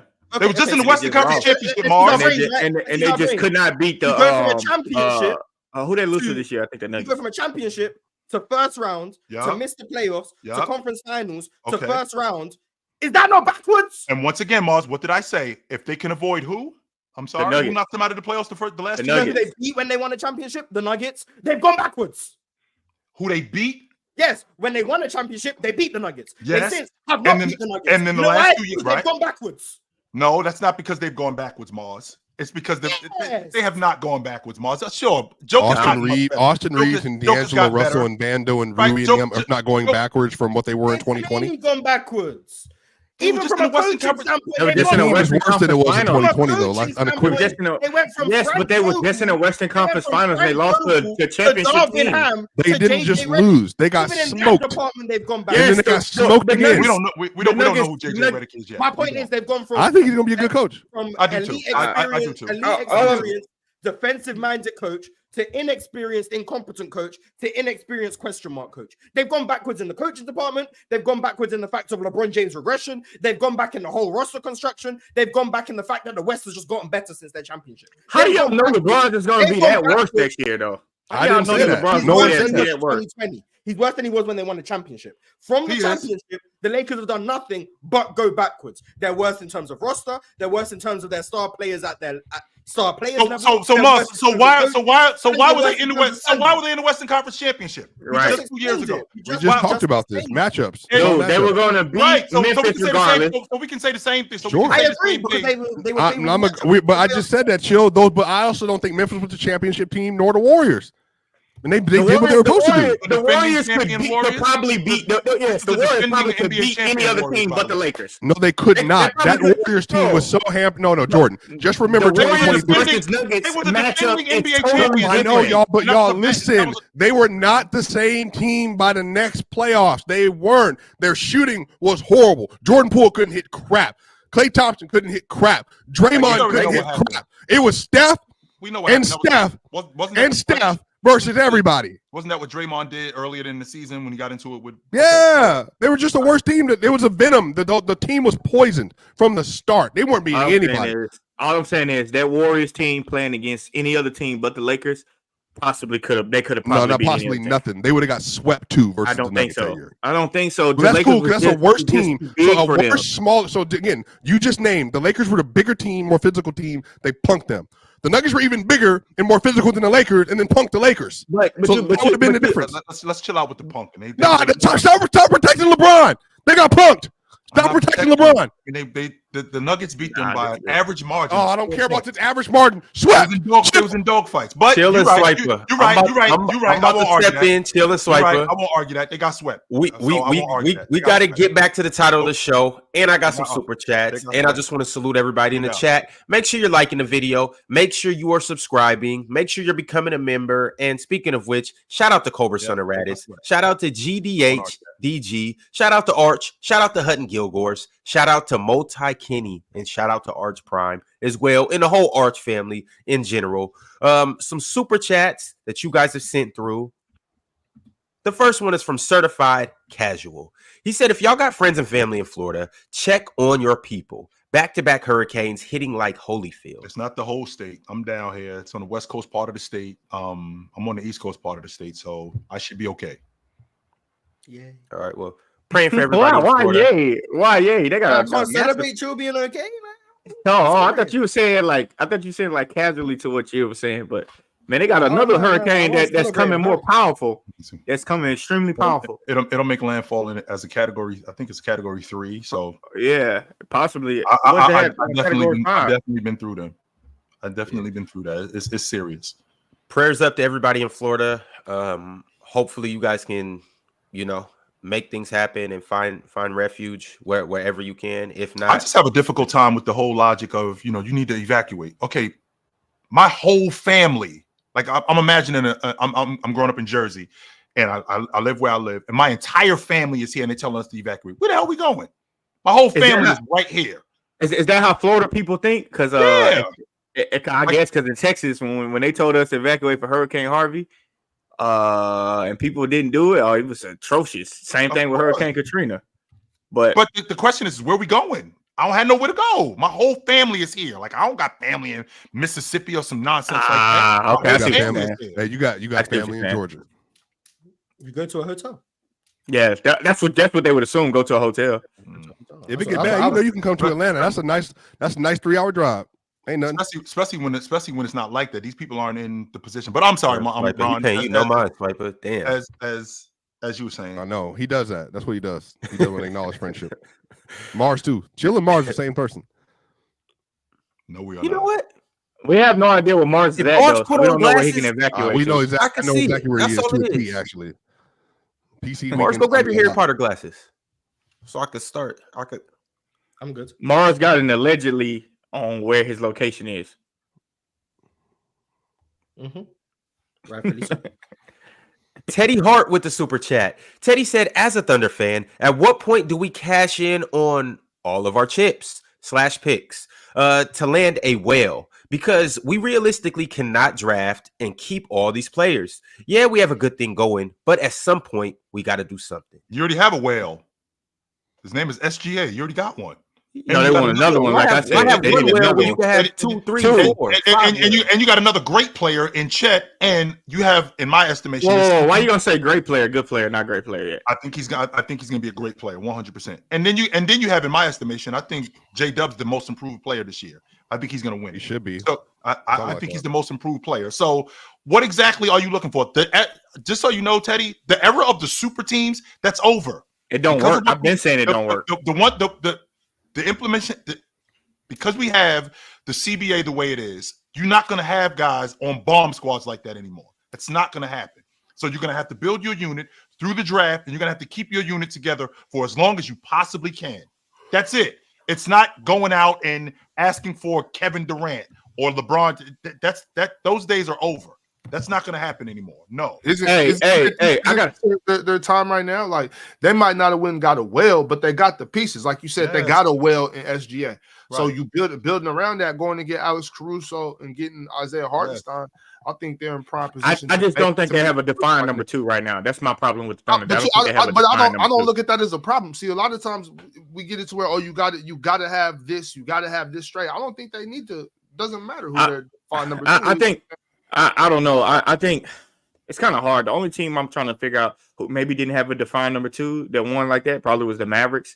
But I think today you have to have a number 2. Like the problem for me was with the Thunder was when SGA had it going. It was hard for J-Dub to start trying to get his shots. He started trying to hunt shots rather than let the game come natural to him. And that's the problem that you have when you don't have a defined number 2. Jordan, I don't think you get those rhythm down. That's just a him. I think that's a him thing. That's a him problem. I mean, the Celtics last year, I think you forgot about them. You know what I'm saying? They had a defined number 2 though. Jaylen Brown, Jason Tatum. I don't think they necessarily did on any given night. It would be another guy. I think what you're talking about with J-Dub, I think that's an immaturity in his game. Not an immaturity in the team being built a proper way. When you got Chet ascending. Getting better, J-Dub getting better. I don't, and J-Dub probably would end up being that guy you're talking about, that defined number 2 that you're talking about. I hope so. Yes, I think it probably will be him. But either way, though, they got to be able. They can't. I think that's a bad way for them to look at it. I think it should be more so like, yeah, I might be a better offensive player than Chet and I get more of these looks. But at the same time, if we're just forcing it to where, okay, SGA, you got to shoot 20 shots. J-Dub, you got to shoot 15. You know, when you do I don't know if it works like that. Yeah, I don't think it should work like that. Yeah, but then you get shot hunting like what you're talking about, where I think it should be more so if you got the mismatch. Like J-Dub, you got a smaller guard, you attack him, or if Chet got a mismatch, or if SGA just eat whoever he wants. You know what I'm saying? But see, the thing about the mismatch thing is, like, you can attack the mismatch. Like, say J-Dub, you got a mismatch. But what does that do for SGA later on down the game? Like, now later on down the game, when you rely on SGA, if he ain't getting the same amount of touches that he had, it's only a very few players that can play like that. Most of these guys go off a rhythm. So if they're getting shots throughout the game, that kind of tells the story for them later on the game. Jordan, SGA got to play basketball. Because here's also the thing, too. But here's also the thing. What if SGA's getting his typical amount of shots and he's just having an off night? Do you now try to force his rhythm, or do you now cut off his water and give it to J-Dub who's having a good night? Man, I'm gonna be honest with you. It just really depends, man. Because some guys can have an off night, but if they down 8 points going into the fourth quarter with 3 minutes left, they can turn that switch on. I think SGA's that kind of player too, and I think he is too. So that's what I'm saying. Like, that's why you can't just say, "Well, we have a balanced team. Let's just float it around." It's like, I'm okay with the balanced teams. I just don't know if balanced teams like that ever win championships. Usually it's a good team with good role players, with solid role players, with two good guys, with two defined scorers who also can create as well. That's what I'm saying. Don't look at the Celtics as one of those teams. The Celtics team last year is one of those teams. I don't. I think they had good role players. Like Derek Wright was a hell of a role player. Drew Holiday is a hell of a role player for him. Porzingis played a role for him too. Jaylen Brown and Jason Tatum was their headhunters, and they made everything happen with them. And I think that's how you win a championship. I don't think super teams work. I think you got one option number one, option number two, and everybody else is role players and they fall in line. And that's going to be hard with Chet emerging. Can OKC be like that with Chet and with Chet hard with Chet emerging, or J-Dub and SGA, whatever the two may be, and then they can kind of follow that model a little bit. Yes, but it's going to be hard because like Chill said, Chet is a great player, right? And he says he thinks he could be a great player. How many great players end up being number threes? I think OKC is about to be more than fine because they're going to have Shea. J-Dub's going to grow into an all-star maybe this year. It doesn't matter if he grow into an all-star. He'd be like the Atlanta Hawks. No, hold on. Okay, hold on. Don't Mars before they might. I don't want to just stay in that. Here's the thing about J-Dub. This is why J-Dub's going to be special. J-Dub is already one of the best isolation players in the league for a young player. He's very good. Pull-up shooting. He can get to the rim. He got more bounce than people realize. He's a good spot-up shooter, and he got some tween to his game. Bing, bing, put you in a spot. That don't mean nothing. He's 6 foot. I'm just explaining his game. 100%. I'm just explaining his game. He can work off pick and roll. He can work off a DHO. He can get downhill. He actually has the skill set to be a number one option. I think on the playoff team. I don't know if he's a superstar at some point. I think he could be a number one option on the playoffs. Can he get a team to the playoffs? Can he get a team to the playoffs? 2 years from now, 3 years from now, I think he could be like I'm not saying like when you say Harden, don't hear Harden like MVP Harden. Just hear more so. Don't hear no point of Harden. Don't hear no point of Harden. George like stepping into a situation, number one score, whatever else. See, you guys start showing players love and just jump on cliffs. Huh? I was fine with the love we were showing J-Dub. Let me say Paul Pierce and Paul George. Like, what the hell? Then y'all go too far with that. Yeah, y'all go too far. This one, I was like, yeah, he's showing him love. I'm not saying. I'm just talking about like situationally, if he steps into a role as a number one, him being a number one on what he could potentially do. I didn't want to do. He cannot potentially do none of that. Okay, Jordan, I ain't talking to you. I'm talking to the group. The issue is why go? Why can't he do that? OKC. It doesn't matter, Chill. You know why? Because he's not going nowhere. It's that question by Jordan is irrelevant. Right. He's playing for the OKC Thunder. This year for the OKC Thunder, they're going to have 3 players averaging damn near 20 points a game. One's averaging 30 for sure. Dub's probably going to average 20. Chet's going to average around 20. They're going to have, and then Case Wallace can score. Isaiah Joe can score. Alex Caruso can be a play finisher. Again, three-pointer. He's not. That's what he needs to do. He doesn't need to do anything else. They're going to have multiple players. Even Lou Dort can go off sometimes. They got a bunch of dudes. That's why they're going to be so difficult. They're going to be a bunch of dudes at any point in time they can get off. I think the clear in-the-game four-quarter situation players are going to be SGA and J-Dub because your shot makers typically are the ones be that close very- games for you. But that's very hard. That's very, very hard. I'm telling you, Ooh. like the way the game is played, it's played on momentum and it's played on feel for the game. Like you got to understand the way that the game is going. When you have a lot of guys that skilled like that can play, y'all will be a hell of a regular season team. But what tends to happen in the playoffs is you start winding down who can really hurt me. Who can really, really hurt me? Who would you rather lose to? Would you want to lose to Shea, or would you rather lose to Alex Caruso or J-Dub taking all these shots? So the team's going to neutralize it. That's the problem when you get well balanced. They're going to neutralize the Thunder to where they're only going to make certain people important. And if you want to live and die, can take us home? Try it. Try it. You're going to probably lose. So they're going to neutralize SGA by making them shoot mid-range pull-ups one-on-one? Which is no, that's not what I'm saying. No, that's not what I'm saying. That's not what I'm saying. I'm saying teams like that feel like they can, we code from every spot. They usually be a great regular season team, just like the Atlanta Hawks. They were a great regular season team. When you get in the playoffs and they got to neutralize that shit, what happens? Certain guys don't get a rhythm, and then the next year you're gonna trade this dude because he need more shots. That dude need more shots. My overall question has been: is it gonna be Chet, the number 2 option, or J-Dub? Which one? My thing, Jordan, is either way it goes, neither of them are ready. I'm sorry. I agree. Chet's not ready. I'm 100% J-Dub's not ready. They're very good, and I like what they can become. They're just not going to be ready to carry that team as a number 2 option. They're not going to be ready to consistently fill that gap. Yeah, year 3, year 2 players. That's cool. I'm good with that. I'm talking about you're talking about long term, but the Thunder hard, man. Long term, yes. This year, no. Them boys need to get their asses kicked maybe one or 2 more times. And they're gonna get rid of some guys on that team. That's just what's gonna happen. And they're gonna get guys that can play a smaller role who doesn't need high maintenance, because also you're gonna run into a championship anyway. You're gonna have a cap issue too if all of them keep playing that well. You're gonna have a problem. Somebody gonna want to get paid. So you gotta just start finding guys that you can just plug and play. That's what's gonna happen. All right, y'all. I got another super chat from Big Roo. He said, Mars, it hurts me as a huge fan of yours to hear you be so critical of Ant-Man. I also think the Timberwolves will be a better team, but not get as far in the playoffs, if that makes sense. That makes sense. Yes. I don't think I'm that critical. I think he's as good as most people do. Being the 3rd best shooting guard in the league, being one of the most dynamic downhill attackers in the league, having the ability to get hot from 3 in the mid-range as he does, the point of attack defense he shows when he's dialed in, he's really, really good. I just think people overrate him. I think maybe I am more critical than positive, but that's because everyone else is so positive. It's like, if everyone's so negative about a player, I'm going to speak more positively about them. Because honestly, I think the truth lies somewhere in the middle in a lot of players. When players get overrated, I end up being more critical of them, because it's like someone has to speak on the flaws they have. Otherwise, you're just going to end up saying this guy's a top 10, top 5 guy when they aren't.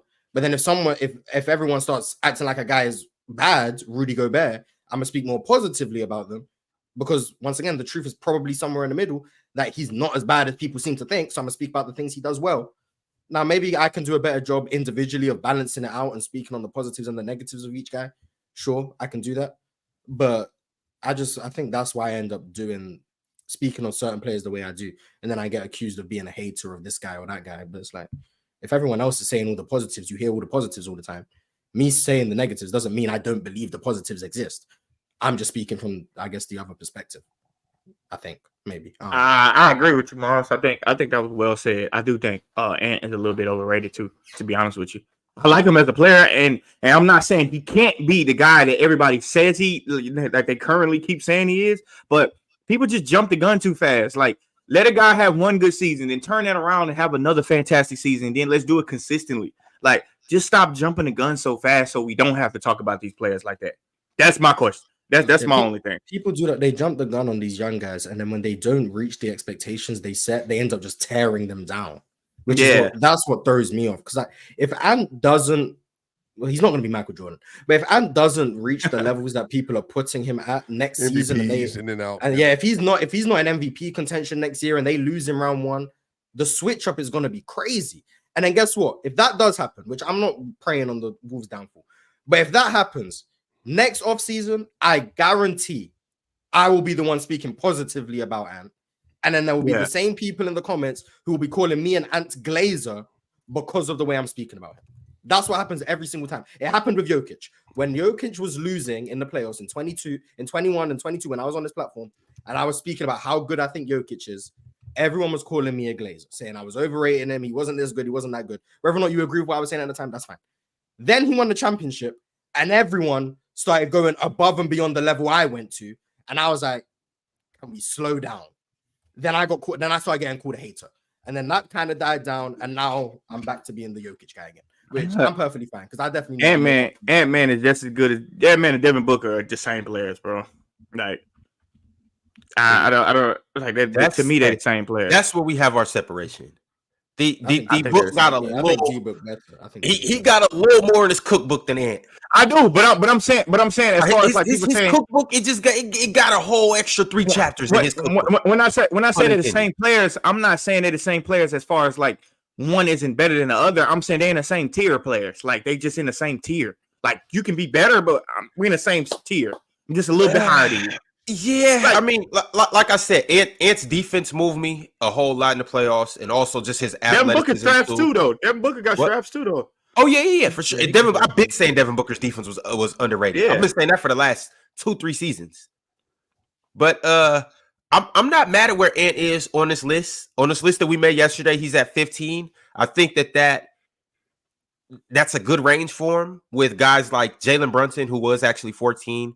Jaylen Brown, who was 16, Zion, who's 17, Bam, who's 18. I think that's his tier of guys. And then I think Donovan Mitchell, Devin Booker, Kawhi, and Steph, they are just a notch above him. Not necessarily a tier, but a notch above him. But I think that's the perfect list for Ant right there. And I could argue Ant being better than any of those guys, but I also wouldn't be mad if anybody was to be like, no, Ant, these guys are all better than Ant. Zion look good in person. Toss up. Man, Zion looks good every year until his ass get hurt. I really like Zion. I've been a huge fan of Zion, and I've always said this. Zion is, if there's the closest thing to Shaq, that's Zion, because he's gonna shoot efficiently. He's gonna dominate where he's supposed to dominate at. It's just, can he stay healthy?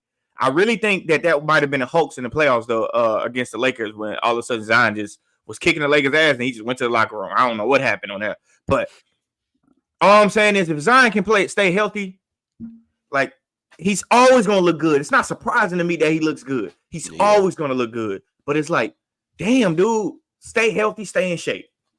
That's it. I don't like the Pelicans though, for the fraud thing. I guess I think that'd be a little bit better if Zion can stay healthy. Stay in shape. We're about to get into that fraud list in a second. I just want to shout out our members, and then I need you guys. We're going to get right back into it. Players, teams, coaches, whoever you guys have as frauds. Let's go ahead and dive directly into this, and let's get down to the bottom of this. But Antoine El Host Ron sent through a members chat. He said Bilal was hitting off-screen middies. He's so tough. Y'all seen Bilal? Nope. I haven't watched that. I was doing the PCO. When I finished the PCO, I tapped into the game. They were down 28. I wasn't watching it. Well, shout out Bilal. Hopefully he can make a season 2 jump. I like Bilal, so we'll see what he could turn into. Big Rule became a member today. Liberal became a member today. Air Flacco became a member today, as well as JD Sway and Kala McHale, or Kayla McHale. Kala or Kayla. Dissect also became a member too, and 11 Winters. Shout out to all the new members. Salute to you guys. Welcome to the show. Welcome to the family. And hopefully we put out some content that you guys not just like, but love. All right. Biggest NBA frauds. Mars, I started with you, but Mars, I don't think you gave us a direct answer though. Yeah, I didn't. Because fraud for me is when you like I said, you don't meet your expectations. I don't have high expectations of a lot of the teams that other people do. So, like I said, the Pelicans, but I already don't think they're going to be that good. So when they're not that good, I wouldn't call them frauds because, like, I kind of expected that. And all the teams I expect to be good, I don't expect to disappoint me. But not necessarily for you, Morris, because you see that's the differentiator. It's what the collective think. Like, so everybody's saying, "Oh, the Pelicans can be this," but you're like, "No, the Pelicans won't be that." That's why you're calling them a fraud. There you go, the Lakers. Okay. The Lakers. I mean, we just had the conversation. Somehow, Sam, that was my number one too. Yeah, people still seem to believe in the championship upside. I wouldn't have said it, but we literally just had a debate 15 minutes ago about how if they avoid Denver, like, I'm not trying to hear that anymore. I'm sorry. They're cool. I think they're probably better than Swiper thinks. Probably. No, I think they can make the playoffs. Okay, maybe me and Swiper think they're probably about as good as we think they are. The idea that there's only one obstacle for them, and then really they're in that championship echelon. I'm sorry, I don't see it. I don't. So that's I guess. So the Lakers are the biggest frauds this year for you. You love to say things in a clicky way. That's good content creation. So yes, I guess I would have to call them the biggest frauds, but I don't actually think they're frauds. But yes. All right, fraud Lakers. Damn, and Swiper agrees as well. All right, Jordan. I'm from Denver, so yeah. Your biggest fraud this year. Who's the highest on your list right now? Oh, y'all won't believe this. And I got a real detailed explanation of why. The Knicks. Number one. No, it's not the Knicks. Number one. Chill would be upset. The Cleveland Cavaliers. That's the biggest fraud to me. Like I said, from Donovan Mitchell and Darius Garland, I just don't think that duo is going to work. And I also don't think Donovan Mitchell is a legit number one option. I just don't think he has that switch to be a number one option. And firing JB Bickerstaff, I'm not sure. I know Chill likes Kenny Atkinson. I don't think Kenny Atkinson creates the same culture that JB Bickerstaff creates. So we gonna see. You know what I mean? Like I just don't know, man. I just really don't know. But that's my biggest fraud. Chill not even here to defend his crew, man. That's tough. That's my biggest fraud. I can see it though. Definitely, I can see it. I like Kenny Atkinson though, but I feel like their front court is too big and their back court is too small. There you go. There you go. And defense significantly went up when JB Bickerstaff became the coach. That's culture. What is Kenny Atkinson gonna do? Bring the vibes. You see the 2019 Nets. Good vibes. They had a solid team. And D'Angelo Russell was a better player at that time than he was now. But D'Angelo Russell's a good player, man. I just think he plays. I like D'Angelo Russell. D'Angelo Russell was one of my favorite players coming out, even though he's the same age, which is crazy. But he's one of my favorite players coming out. It's just the fact that number one, D'Angelo Russell's soft as hell. Like he's just so soft. Like mentality soft as hell. Like he kind of rubbed me the wrong way when he was on the podcast. Like, I'm averaging 13 and 5. Like, what more do you want me to do? Not go 2 for 7 in the fucking playoffs. That's what we want you to do. Like, it's obvious. He had a good playoff game this year.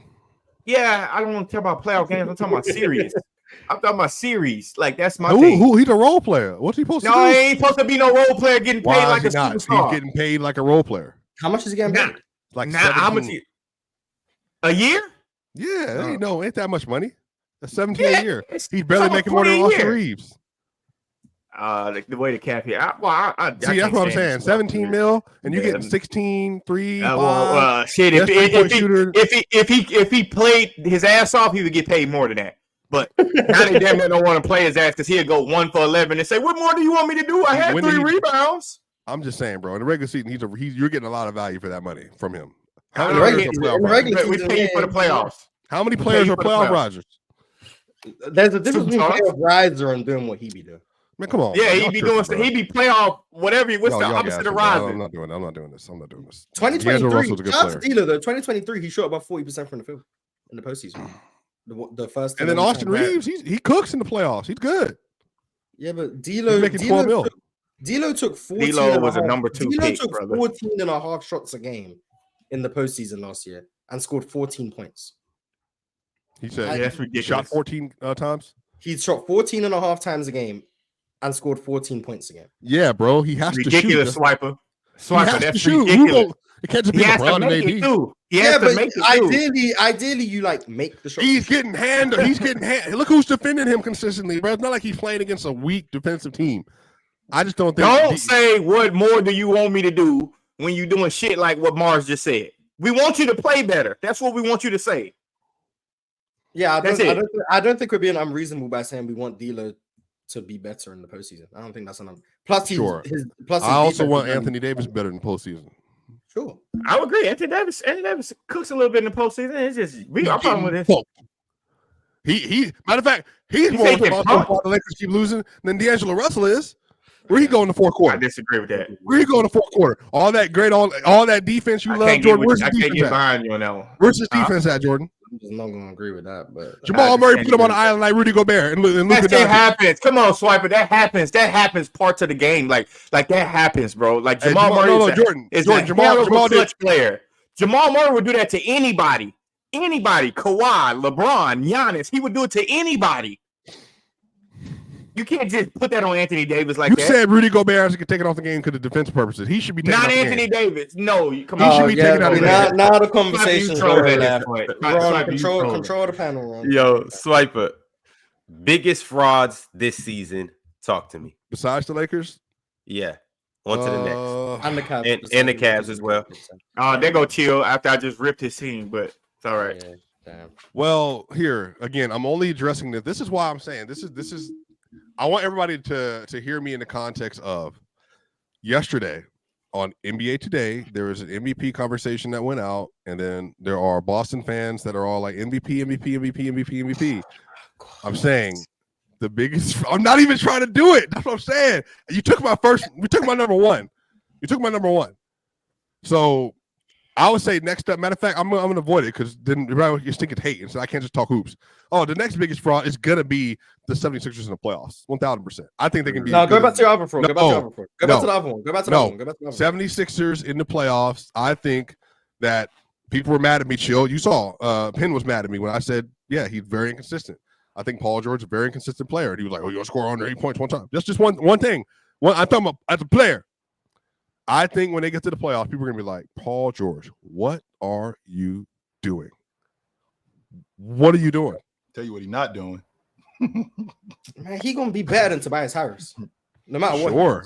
He's going to be better. But Embiid is going to have his moments. He's going to look really good. I just want to say Paul George is my cousin, so I ain't going to take no slander from PG. We all your cousin. We all related. No. No. What you mean, no, we ain't? If you in America, we done settled from damn near the same place. We all related. So hey, that's a conversation for another day. But I'm just not gonna let you. You just ended up for cousin. Chill. We cousins too. Look, yeah, only I can say what I say about PG. I agree with you though. By the way, I think the 76ers are gonna. I don't think again. It's gonna be another year, second round exit, maybe first round, depending on how much Embiid plays in the regular season. It's not his fault. It's not gonna be like it just Ox is lying. We literally look alike, by the way. So I think some of this is like what the hell?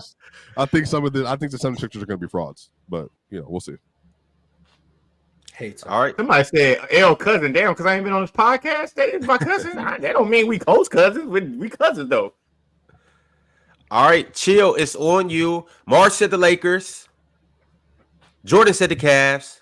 Swiper just said the Sixers. Chill. What you got for us? Philly and Milwaukee. Philly got Paul George. Go with Milwaukee. Philly don't get bashed twice. Okay, so Milwaukee. The same reason why I feel the way I feel about Denver is the way I feel about Milwaukee. They got arguably the best player in the league, so I give them a chance. But the fact that they still haven't gotten anybody to protect Damian Lillard like the Knicks have gotten with Jalen Brunson, with OG Anunoby, with Mikal Bridges, having those wings to protect Jalen Brunson. They don't have that. And Damian Lillard is not going to give you the effort defensively, which is going to be the difference in why they don't win games. He's going to get you buckets. Damian Lillard is definitely still one of the better guards in the game as an offensive player, as a scorer. He's going to get you that. But when the game slows down and you got to get consistent stops and you have to slow people down, Damian Lillard will not commit to that. He has shown that in his prime. He has shown that over time, and that's going to be the difference in the Milwaukee Bucks not winning. That right there. Chill. I don't mean to interrupt you. Did you hear that Robert Saleh got escorted out of the Jets facility and wasn't allowed to leave the team? Can you believe what? That?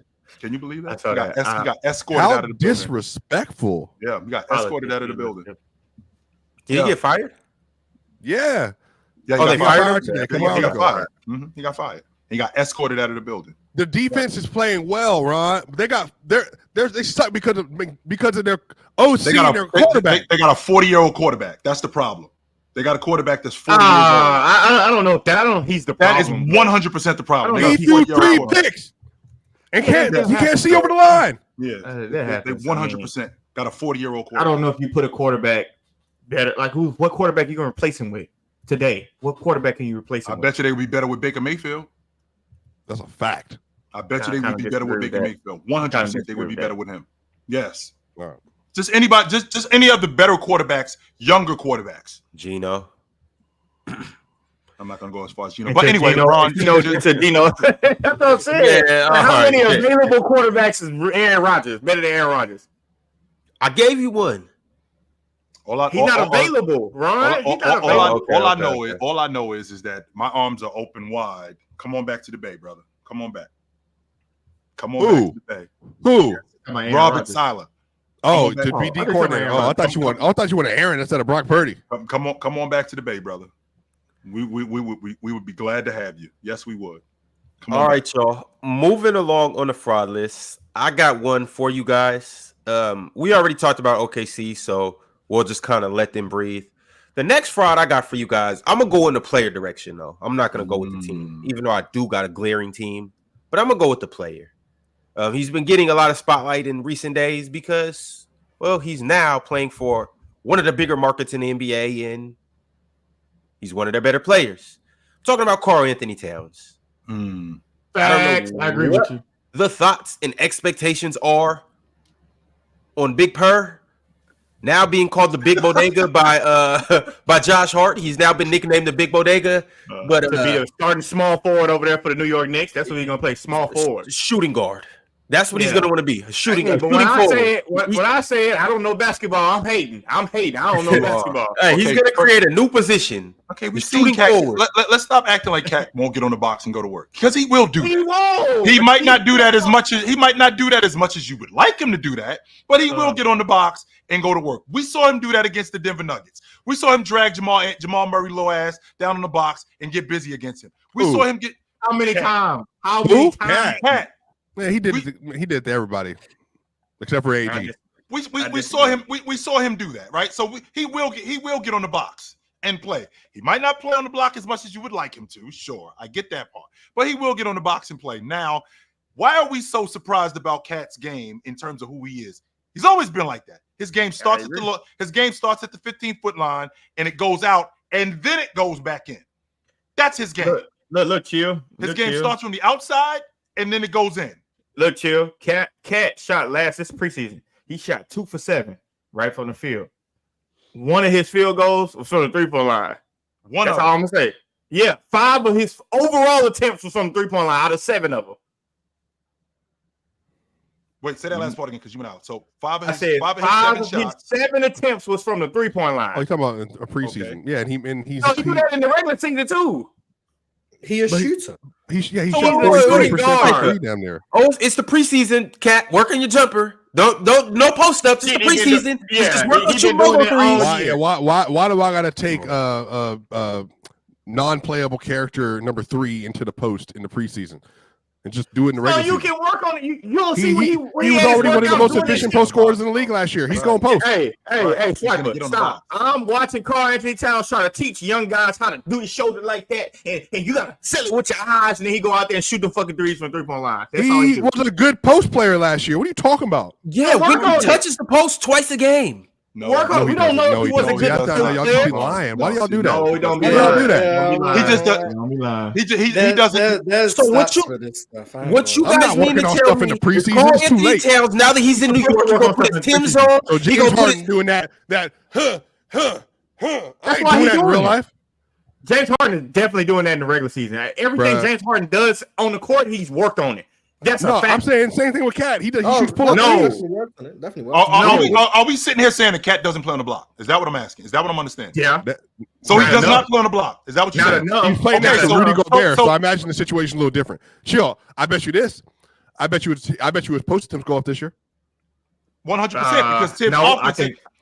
Why would you fight that, Jordan? Because if you look at Tibbs's offense, Tibbs's offense is not a free-flowing ball movement offense. No, that is not his offense. So what's going to happen with Cat? Cat is going to get on the box and play out of the post more because Cat can post up one. He can pass out of the post too. He's not an elite passer, but he can pass out of the post. 100%. They got rid of Julius Randle. The problem is, Jordan, you never draw no X's and O's. That's your problem. I laid out a plan. I laid out a plan for Cat. Did we not lay out a plan for Cat? I get messages every day on Instagram. Hey, can you show me that play you ran in that tournament? Can you do this? I ain't never got a DM from you. You ain't never messaged me. So there it is. But what I would tell you is the reason why they got rid of Julius Randle is so Cat can space the floor. No, that's why they got rid of him. No, that's not why they got rid of him. They got rid of Julius Randle because they offered him a contract and he passed on it. That's why they got rid of him. Yeah, because it wasn't what he wanted. Right. That's not. It wasn't because he couldn't space the floor. Because Julius Randle can shoot. He might not be a shooter like Cat, but he can shoot. He gets downhill. Yeah. Okay. Let's go underneath the surface of him declining that contract. He accepts that contract. They're not going to let him play the way that he wants to play. They're not going to have him a free for all with all those guys that they just got. So the less he takes, and the less he plays, what's going to happen to him? In fact, that's actually what it would actually work in their favor. We haven't even seen Julius Randle with the Knicks, the downhill guy. They don't want to see him with that, though. They 100% want to see him with that because he's one of the better passers out of the paint in the league. Why didn't they offer him the money that he wanted? He wasn't worth it. He wasn't worth it to them. So that's my point. Ain't gonna be worth it to Minnesota either after that. Julius Randle did right. I agree with you. Julius Randle did right by not taking that money because what happens is you sign something and you set a precedent for what it's going to be from years to come. You keep signing that. Oh, we'll get him for lower next year. Oh, we're gonna reduce his role next year too because he signed for lower. We're gonna keep reducing until his ass is out the league. That's what happens. I don't even know what that means, but what I do know is Julius Randle. For the money that you're paying him, for a 25-10 guy, you're not getting that anywhere else in the league. Nowhere. Yeah, he will get it. He will get it if he play really good with Minnesota. They will give it to him. Whoa. Like I just said, Jordan, because you completely missed what I just said. Julius Randle at 25-10, there is no other player in the league that's on anybody's books for $28 million. You're not getting nobody for that price. Nobody as a 20-10 guy. You're not. So for Julius Randle to be in Minnesota and still be a 20-10 guy, that's a bargain, which was why he asked for a raise, which he very well could have got, which he very well will get, I think, in Minnesota. You think they're going to pay him a max contract for that? I don't think they're going to pay him not a super max, a max. Will he make Jamal Murray money? I don't think he's going to get. I don't think he's going that high at 30 years old. No. I don't think he's. No. Well, that's not old. That's max contract territory. So why not? No, it is. But hell no, he's just not going that high with him. He's not going to be valuable to a team like Jamal Murray is valuable to the Denver Nuggets. He's just not going to do that. He's just not going to do that. But I'm saying the reason why the Knicks dangled that was because a lot of times the Knicks offer guys contract. I mean, GMs offer guys contract because they know they're not going to take it. I'm gonna just offer you this shit, see what you do with it. If you take it, good. Now I get to play you less. Now you're gonna be wondering, where's Julius Randle? How many minutes is Julius Randle? They do stuff like that. I ain't arguing that. No, because I heard Jerry Krause say to Scottie Pippen, this contract is moot. Like this contract is gonna be outdated in 2 years, so don't sign this deal. Right. So I've seen that before. I don't think that's ridiculous, but we didn't get a chance to see Julius Randle with this group. And I'm saying they didn't want to see him with that group. That's what I'm saying. They wanted a floor spacer. They want Jalen Brunson to make all the plays. They want Jalen Brunson to his assist numbers go up. Jalen Brunson's assist numbers will go up this year. Last season, Jalen Brunson, who started passing more, even though Julius Randle was their primary distributor earlier in the season. Yeah, when he wasn't shooting the basketball, but we can't argue that Julius Randle wasn't beneficial to them, being that because they were winning. And on top of that, they were at the top of the Eastern Conference before he got hurt. So now, if you put him in the lineup with Mikal Bridges, you put him in the lineup with OG Anunoby, and now he's creating shots for those guys too, plus the defense that they play, and they're a lot tougher. I don't think this New York team. I don't agree with team. I think they got just as much a shot in the Eastern Conference as anybody else. But yeah, I don't agree with that statement. I don't agree with that last statement. From me and you, that's how we know basketball. But there's a thing that occurred. Jalen Brunson became a bona fide superstar later on in the season. Must see. Jalen Brunson is that guy. He's talked about a lot. They don't want Julius Randle stopping that. They want to put the ball in Jalen Brunson's hand a lot more, make him the superstar that Jalen Brunson can be in Knicks. Hear that, chill. Get That's out of what my way. They don't want him to do that. So they're moving on. They're moving on from Julius Randle because they want to build this team around Jalen Brunson. Absolutely. Yes. Absolutely. And Cat gives them the ability to do that because he's not posting up. Yep. That's all I'm saying. No, that's not right. That is right. Fellas, I gotta step in though, because we still gotta get around the room. I gotta hear from Ox, and I need to hear from you guys one more time on the biggest frauds in the NBA. If you're in here, like the video, subscribe. Also, swipe a cent to me before the show. And you guys are talking about it in the comments. The GMs or all the NBA GMs did a survey of 50 questions headed into the season. And I definitely want to get into this. So, fellas, we're going to get around the room real quick. Everybody, go ahead and give your frauds. Y'all, relax. Let everybody get their take off. We'll get around the room. Then we'll get to these super chats and we'll get to this GM survey. We got to get to this because it's some great questions. All fraud? Are we going our whole list of frauds? We're going over our whole list? Nah. We're just going to do one more. Oh, okay. So, Ox, I need to hear from you. Fraud alert. Who do you got? Fraud alert for me. It's actually a duo. It's a duo. It's the duo of Paul George and Joel Embiid. I think that duo is on serious fraud alert. And I think individually, both of them have been on fraud alert for probably the past 2, if not 3 seasons.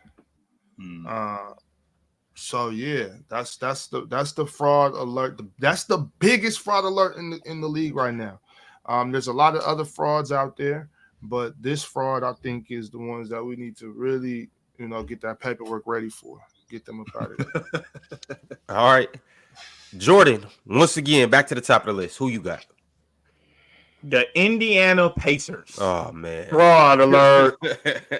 Fraud alert! The Indiana Pacers will not go to the Western Conference Finals. I mean, the Indiana Pacers will not go to the Eastern Conference Finals. Not going to happen. They're not going to run up. Hopefully, they don't run up against some injured teams to where they look fantastic. I love Rick Carlisle. I think he's a great coach. I think he has a great system. But we all know you can play hellified offense. But if they don't make improvements on that defensive end, you're gonna see them be a fraud. They might lose in the first round. If they don't make many improvements on that defensive end, they're gonna lose in the first round of playoffs. Is it realistic to think that the Pacers can miss the playoffs? No, they will not. Yeah, Tyrese is hurt again this year. Yeah, he's healthy, Mars. Atlanta Hawks. They just, I don't know. Trae Young is amazing, but considering what they have, correct? Considering what the East is going to look like this year, I think you got 6 or 7 legit teams. Yeah, I think you got 6 or 7 legit teams, including the Pacers. Yeah, they're one of those 6 teams. Fraud. They ain't one of them 6 teams. They on the outside. You can't definitively name 7 better teams. You cannot. Nah. Without it being a serious argument. Okay, I got you, Ron. Okay, I agree with you on that. Got you. Celtics, Knicks, Cleveland, Milwaukee. Don't say Milwaukee. You can't say Milwaukee. Milwaukee hasn't beat them in years. They haven't looked good in years. Ron was ready to argue Cleveland. Yeah, it was Cleveland. It wasn't Cleveland Milwaukee. They're definitely better than Cleveland. Cleveland's definitely better than them. How are they definitively better? Chill. I got Cleveland as my number 1 fraud though, so I disagree with you on that one though. They definitely better than me. But how are they? How are they definitively better? So to answer your question, Pascal Siakam, Halliburton, Benny, with Aaron Nesmith. Sure. Mm-hmm. The bench they got. So Rick Carlisle. You tripping. Reggie Miller. May I? If I'm not mistaken, may I? Who else is off the bench? Obi Toppin. Who else? Matherin. Oh no, what am I talking about? No, Nimhard. Nimhard. Right now. TJ McConnell. TJ McConnell just got a raise. Now, chill. I tell you this right now. Why are you talking so loud? I don't You understand. listen up, chill. But You listen up. So that's what I have to do. I gotta yell too Andrew- to make this more complicated for everybody. Is that what I gotta do? I gotta get in the camera that Andrew Nimhard. in order to actually make this better for all of you guys. Is that what we're trying to do? No, we don't got to do that, Chill. You got Okay. it. Go Don't ahead. talk to me like I'm the chat. Don't talk to me like I'm the chat. I'll tell you this right now. Meanwhile- Andrew Nimhard. Better believe if he was in a different situation, he'd be better than Darius Is he Garland. better Go than ahead. Karis LeVert? Crazy as Andrew hell. Nimhard better than Karis LeVert? That's crazy Who? as hell. Is he better than Karis LeVert? I think so. Ooh, I seen Karis Ooh. LeVert airball a free throw. yes. Of course he is. Mars don't do that. Mars don't do I that. seen Karis Mars don't do LeVert that. airball a free throw. Russell Westbrook. Chill. I think he is. He provides better defense. He's more steady. You're a big health guy. He's more healthier than him. I agree. If you I just agree talk with about you, being a one-on-one scorer, maybe. But Ryan Nimhard in the playoffs was getting busy last year. Ryan Nimhard was a 50% field goal from the field in the playoffs. Now- He's a better 20, averaging 20. So with this, He's a better playmaker. He's not as big, but I think just the defense, the playmaking, and the ability to create a shot and make shots alone, I think that I'll give it to Ryan. I like Karis LeVert, but I just think Karis LeVert is better shot. it's kind of hot. Yeah, he's definitely a better I'll give shot him that. creator. I'll give him But that. I think Andrew Nimhard on that Cavaliers team does a lot, bro. I think he does more than 100% Karis LeVert. So I think he does more than Karis LeVert. To Swiper's point, when he talked about their rotation guys, so you got Karis LeVert, right? You got Morrell coming off the bench, one of the better long ball shooters in the game. You got Okoro coming off the bench, one of the better defenders in the game as a rotation guy. He's got a raise. Yeah, and he just got a raise. I feel like I'm forgetting somebody.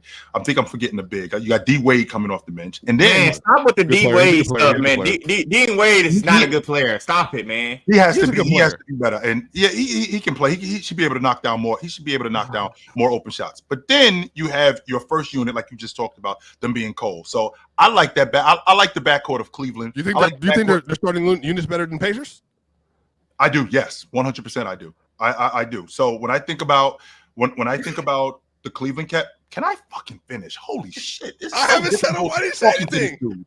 This guy is incredible. But anyway, like I was didn't even say anything. That was Mars. Swiper, let Chill go. I didn't say Damn. anything. Mars and Swiper, let Chill go. I was quiet. Hey, whoever said that earlier was right. You guys are the same person. Oh no, Chill. You said that about Chill and Mars. Or Swiper, you said that about Chill and Mars. No, Swiper, it's you and Mars. It's this middle road right there. I didn't say Y'all are the same. Look, y'all both got the do-rag in the hat, and then y'all both got the hoodie over it. Look, you guys are the same at the person, chat. same They said complexion, that same N-word didn't nose. say You anything. guys I are didn't the say same nothing. person. Look, Chill heard a ghost. He heard a ghost. I didn't say a word.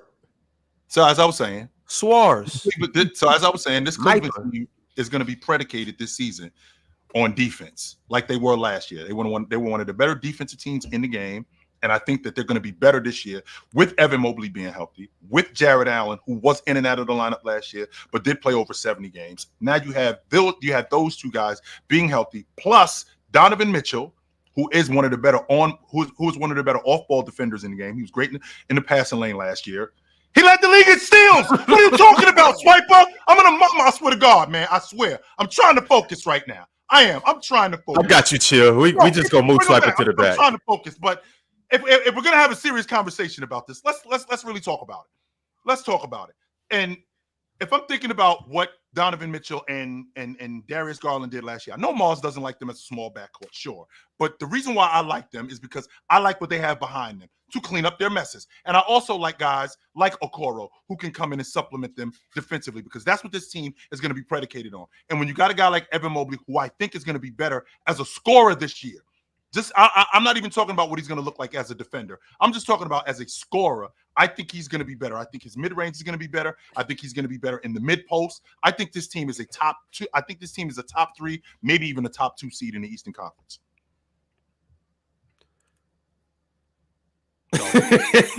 All right, y'all. We getting back around to other pretenders and frauds. Mars is back on you. Who do you got? Jordan said the Indiana Pacers. Mars.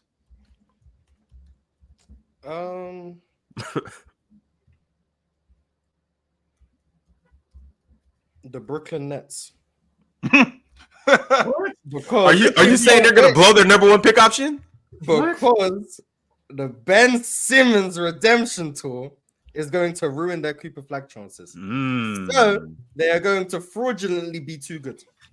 Hey, Mars, do you really believe in the Ben Simmons revenge tour? Yes, or he does. Hold on. Are you just saying that plays just in in case? Are you saying that just in case? Like, I will be here tomorrow. Or do you believe a full breakdown of Ben? No, we want you here tonight, Mark. We want you here tonight. We want you to answer to this right after the game. Go live. I want to hear this because there's no possible way that you break news, Mars. I want to hear. I want to go on YouTube and click the live thing and see breaking news. Mars regrets what he said about Ben Simmons. That's what I want to hear. I will not regret what I say about Ben Simmons because he's gonna be healthy this year, and we're gonna be back. Mars. Just in case things. Mars, what year were you born? Mars, what year were you born? I'm old enough to know when Ben Simmons is gonna be back. No, you old enough to be naive. That's what you're young enough to be naive. Ben Simmons back. We're gonna see. It starts tonight in preseason. Then when their season begins, they're going to be too good, and they won't get. I need you to get the show with Mars tonight. I need you to get the show with Mars tonight. Because we need to talk about Ben Simmons. Ben Simmons is playing. Yes, he's not shooting a 3-pointer tonight. He's not going to shoot 1 3 tonight. Not one. I don't care. Same dude that was in. This the same dude that was in. This is the same dude that we see in videos all the time working on his every year. Every year. I don't care if he shoots. I'm not. I don't. He can have. Why don't you care if he shoots? Because his redemption tour is not in preseason. Yeah, he do. He do need to shoot in preseason. I need Ben Simmons to be a catch and shoot, swing, catch shoot. When Cat shoot, we complain. I would love for Cat to do what Ben Simmons. I mean, I would love for Ben Simmons to do what Cat does. Everyone wants people to do what their game isn't about. And we want Cat to do things that his game isn't about. We want Ben Simmons to do stuff. He's not going to put it in. What? You don't even shoot a mid-range jump shot. Every NBA player in the offseason is shooting threes. Every single one of them. I seen Steven Adams attempt. I saw Steven Adams attempt more 3-pointers than Ben Simmons. Andre Drummond made a 3 yesterday. He did. They don't need to attempt threes. Ben Simmons gonna be what he is. He's gonna be that. He's gonna be what is he? Middle of the floor. He's gonna be an elite defender. He's gonna be a point forward, point center because they're gonna play small ball 5 some. And he's gonna pass up a layup to win the game. He's gonna be an elite transition player. And he's going to score around the rim. That's what he's going to do. Let's talk about okay. Enough of the positive. Let's talk about the negative parts of his game. Let's talk about that. That he's injured. All right, okay. No, that he can't play. Pretty much, he's basically a center out there, damn near. So he's basically a 5. Okay, being a center is a negative. Okay. No, it's not a negative, but he wants to be this guard. He wants to be this exceptional player. Who said he wants to be a guard? He said. Pretty much, they got him as a point guard center. Find the quote. He said he want to be a guard. He came into the league as a forward. Philly moved. But was he a point guard? But was he a point guard? He came in as a forward. He was a forward the whole time. No, I'm talking about at one point in his career. Was he a point guard? He wanted to be. The AD plays the 5. You don't want to be a 5.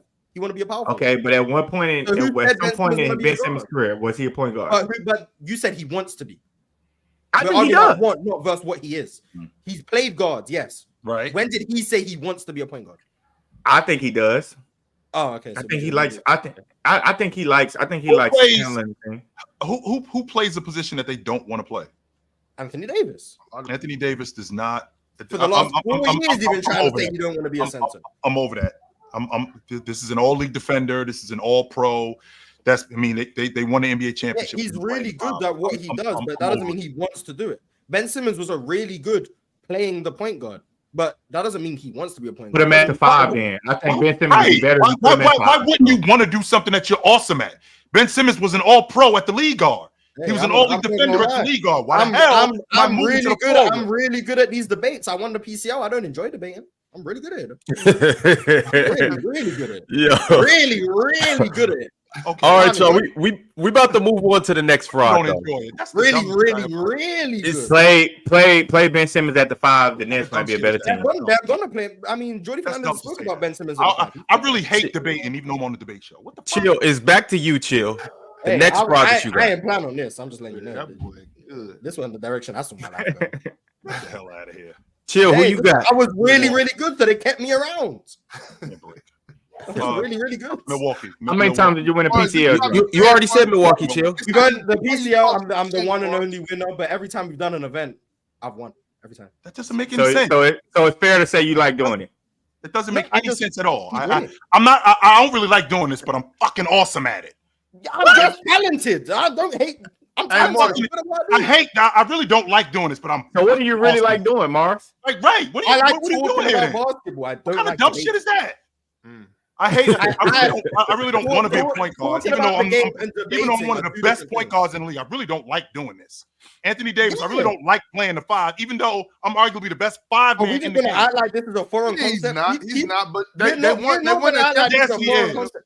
People are really good. They won that championship when he was playing the power forward, though. He was playing the power forward, and they won that championship. And AD, I think he actually was playing the 5 when they did that. That Dwight Howard, JaVale McGee. In 2020, they had Dwight and JaVale. He was and those guys came off the bench. Those guys came off the bench. Dwight Howard played average. He played 16 minutes. And how many did JaVale play? That's a third of the game. Less than 12. Yes. That's over half the rotation game. guys. Anthony Davis, the majority of the time, was on the floor at the 5. That was going on. Let me go. Right. I think they were a little bit more dominant with him. Well, I'm gonna start with JaVale McGee started 11 games and Dwight started 7. Here we go. So of their 18 games, of their 21 games, 18 of them. Both of them played 16, damn near 17 minutes a game. Both of them did. They kind of split. They played 21 per season. 16, and by the way, those 16 minutes wasn't 16 minutes straight. No, but chill. You probably got a stretch. That season, but you probably got a stretch where Anthony Davis played 8 minutes at the center. AD played 60% of his minutes for the Lakers at the power forward and 40 at the center. And then in the postseason, it flipped 40% of the power forward, 60% of the center. So he played more at the power forward than he did at the center in that year, but he played a lot of center. Point is, AD has said he doesn't want to be a center. So it's not a foreign concept that people can be really good at things they don't enjoy or they don't prefer. Man, AD saying they don't want to be a center says a lot about what happened to him in the locker room. Yo, that makes chilling, Jordan. That makes perfect sense. It's a lot of people that are good at their jobs but hate their jobs. Quit then. Go do something else. Go do. I agree, but I agree. Look, it's not that cut and dry, chill. So what? AD's supposed to retire? He's supposed to just leave a bag on the table, stop playing basketball because I can't play center? Or he can go play, because last I checked, did he not just sign a contract extension? Because what he could have done was he could have played somewhere else where he could play the 4. He could have done that, but instead he signs back with the Lakers, who he knows they're going to play him at the 5. So if you hate your job so much, quit. Hey, no. Listen. With a lot of people in the world. Hold on, go ahead. Say that again. It was start from the top. That's the case with most people in the world. Not most people, but a lot of people in the world. Not just athletes, but people that work in office buildings. Just people that are surgeons that don't want to be. There's people that are accountants that are really good at numbers, but they wish they could do something else.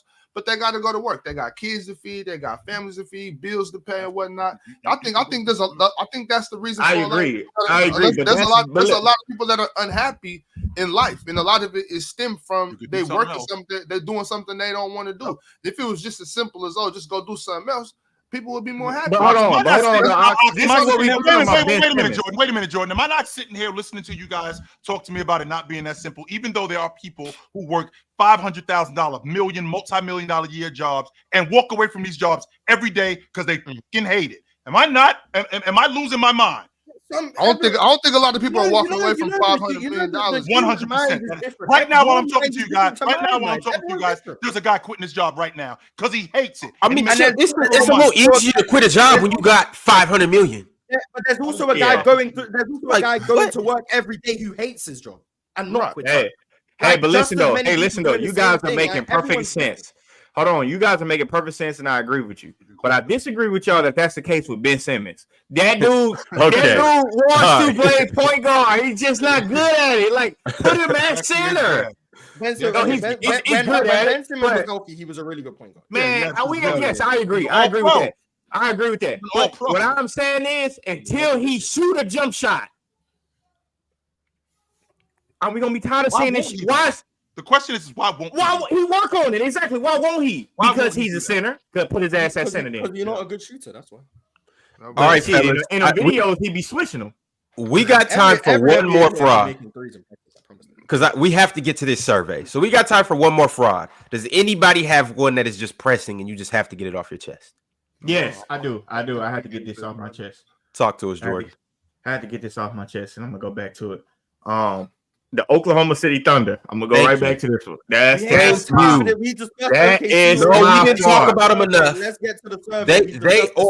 They are 100% the biggest frauds in the NBA. Yes, You guys see them last night in the preseason? I'm not saying the pre's are not frozen. I'm just asking, did you guys watch the game? I didn't see him. No, I didn't. No, I didn't see him. I watched the Rockets last night. I seen some highlights. Can I tell you, I man, don't Thompson, man.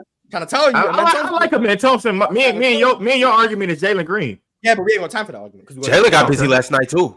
He did. He get busy a lot. He got on a little heater in the second quarter. It was nice. Yeah, he got busy. I told you, a little Steven Adams screen is gonna change lives. A little heater, Mars? Man, Şengün is the best player on the team, bro. Şengün is the best player on the team. That don't got nothing. And What's that got to Jabari do with Smith. Jalen Green?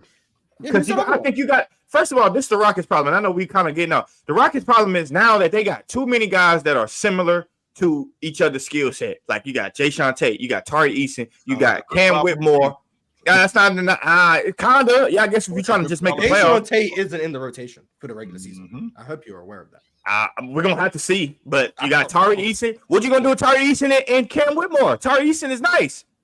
Yeah, they don't play similar. Jordan, Cam's a scorer. Tari's a defender and hustle guy. Jordan, Tari can shoot it at a nice clip though. He can shoot, but he's not a scorer. Cam's a scorer. But Jordan, you got Jalen Green as a scorer. You can still be successful with the same like archetype of guys. Like OKC just proved that last year. They had a lot of 3-and-D guys. The Rockets don't. Isaiah Joe. They had what's his name? Casey Wallace coming off the bench. The Rockets don't have a shooter as good as Isaiah Joe. The Rockets don't have a shooter as good as him. They're hoping Reed Sheppard. Yes, they do. That's what they're hoping. They have a better shooter. Who? Reed Sheppard. Yes. Hopefully. No. Reed Sheppard today. Right now. No. Right now. No NBA games played. Right now. Reed Sheppard. Reed Sheppard is a top 10, 15 shooter in the league. Right now. Right now, chill. Stepping into the league, Reed Sheppard is a top 10 to 15 shooter in the league right now. Let's go through it. Right now. Is he a better shooter than Trae Young? Who? Reed Sheppard? Yes. I'm asking Ron. Yes. He's better than Trae Young. Okay. Cool. Yes. No, he don't. Is he a better? And I'm as shooting. Hold on, let me specify this. As shooting, I'm talking about catching and shooting. I'm talking about shooting off the dribble. I'm talking about coming off of screens. Yes, Is he a better shooter than Duncan Robinson? No. If we're just talking about just catching and shooting, Ron. You just said what you're talking about. Yeah. If we're talking about Duncan Robinson. I'm gonna keep Duncan out of this, so I'm gonna go with Duncan. Yes. Is he a better shooter than Paul George? Yes. No. Yes. Ron. Is he a better shooter than Dane? Hell no. Nah. Is he a better shooter than Tyrese Halliburton? No. Yeah. Do you think he's a better shooter than? Okay, keep Yes. going. Is he a better shooter than MPJ? Yes. No. What? Yes. Is he a better shooter than Kyrie? Yeah. No. Damn, Ron. Yeah. Keep going. We only had 4 points last night. Is he a better shooter than Clay? Today. I'm keeping Clay out of this. Yeah, keep Clay out of period. Is he a better shooter than Luka? Yes. I did decent with that one. Yeah. Is he a better shooter than Steph? Mars, come on. I mean, I don't know. Stop. Mars, come on. Is he a better shooter than Buddy Hield? I'm gonna keep Buddy out of this too. But I think him and Buddy are fairly similar, except I think just off the dribble, They're not fairly similar. They're not fairly similar. Off the dribble, Reed got that. So I just want everyone to Buddy shoot better than Kyrie. Okay. Is he a better shooter than James Harden? Yeah, that's nasty, Ron. Yeah. Ron, that's nasty. Yeah. Ron, that's nasty. James coming off of screens and stuff like that. I'll give it to James off the dribble, but coming off, you don't see James. I don't see James with the basketball in his hands. All times and threes. With the basketball in his hands, I will give it to James Harden because he's great. Anything else, I got. Is he a better shooter than Kevin Durant? Nah, I'm not go. I'll keep KD. Is he a better shooter than Devin Booker? Hell no. Get him out of here. Actually, yeah. I'm gonna say he's a better shooter than D-Book. Yeah. Is he a better shooter than Larry Markkinen? You thinking about this one too long before you start doing this Buddy Hield. This is crazy to me. Nah, flip a coin. Is he a better shooter than Cat? Not the greatest big man shooter of all time. Yeah. Is he a better shooter than Dante DiVincenzo? Reed Sheppard, Reed Sheppard had 4 points last night. Did you see that? NBA, yeah, bro. That's what I'm saying. He had 4 points last night. No, I mean, you know when Steph Curry before he was drafted, we knew he was one of the best shooters in the league. Yeah, we don't know that about Reed Sheppard though. No, but I mean, Ron said he shoot better than Kyrie. Like, I'm just he lost his mind. Shooting and scoring is different. Shooting, we're talking about. We just talking about a shooter, Ron. That's all we're talking about. Ron, Kyrie is a better shooter than him. We talking about a guy who can shoot the basketball. That's it. And we ain't talking about a guy who can lay the ball. We talking about a guy who can shoot the basketball. Now keep going, Ron. Keep going, Ron. I ran out of teams, but Mars, don't keep going. You enjoy enabling this is ridiculous. Because we're not enabling this is ridiculous. I didn't know. He said it's 15 guys. Of the belief that Reed Sheppard shoot better than MPJ. I didn't know that. I didn't think he shoot better than Kyrie. No, but it originally started with him being Isaiah Joe. Reed Sheppard's not a better shooter than Isaiah Joe right now. He said it's 15 guys. And Mars, you didn't mention guys like you. Is he a better shooter than Grayson Allen? No. So I'll say no. Great Grayson Allen. Grayson Allen better than Kyrie. Right. Look, Reed Sheppard and Landry Shamet might be on the same path, on the same case. Let's chill out. That's what they are. Until otherwise. Until otherwise. Until further notice. We're gonna put Shamet and Reed Sheppard together. Ron, and that's a fair deal. Is he a better? Not crazy, Morris. Ron, is he a better shooter than Luke Kennard? If he's putting Luke Kennard's role, it would be eerily similar. Eerily similar. No, Reed Sheppard is just a complete player. He's not a shooter. But here's the thing, though. I'm not. Well, you can be a complete player and still. I mean, Cat is. He does more things than just shoot, but he can shoot very well. No, he don't. Kelly don't. He don't do more things than just shoot. He rebounds. No, I'm saying offensively, Reed Sheppard is a complete player. I don't like this. We gotta get to the survey, but just know you are bugging.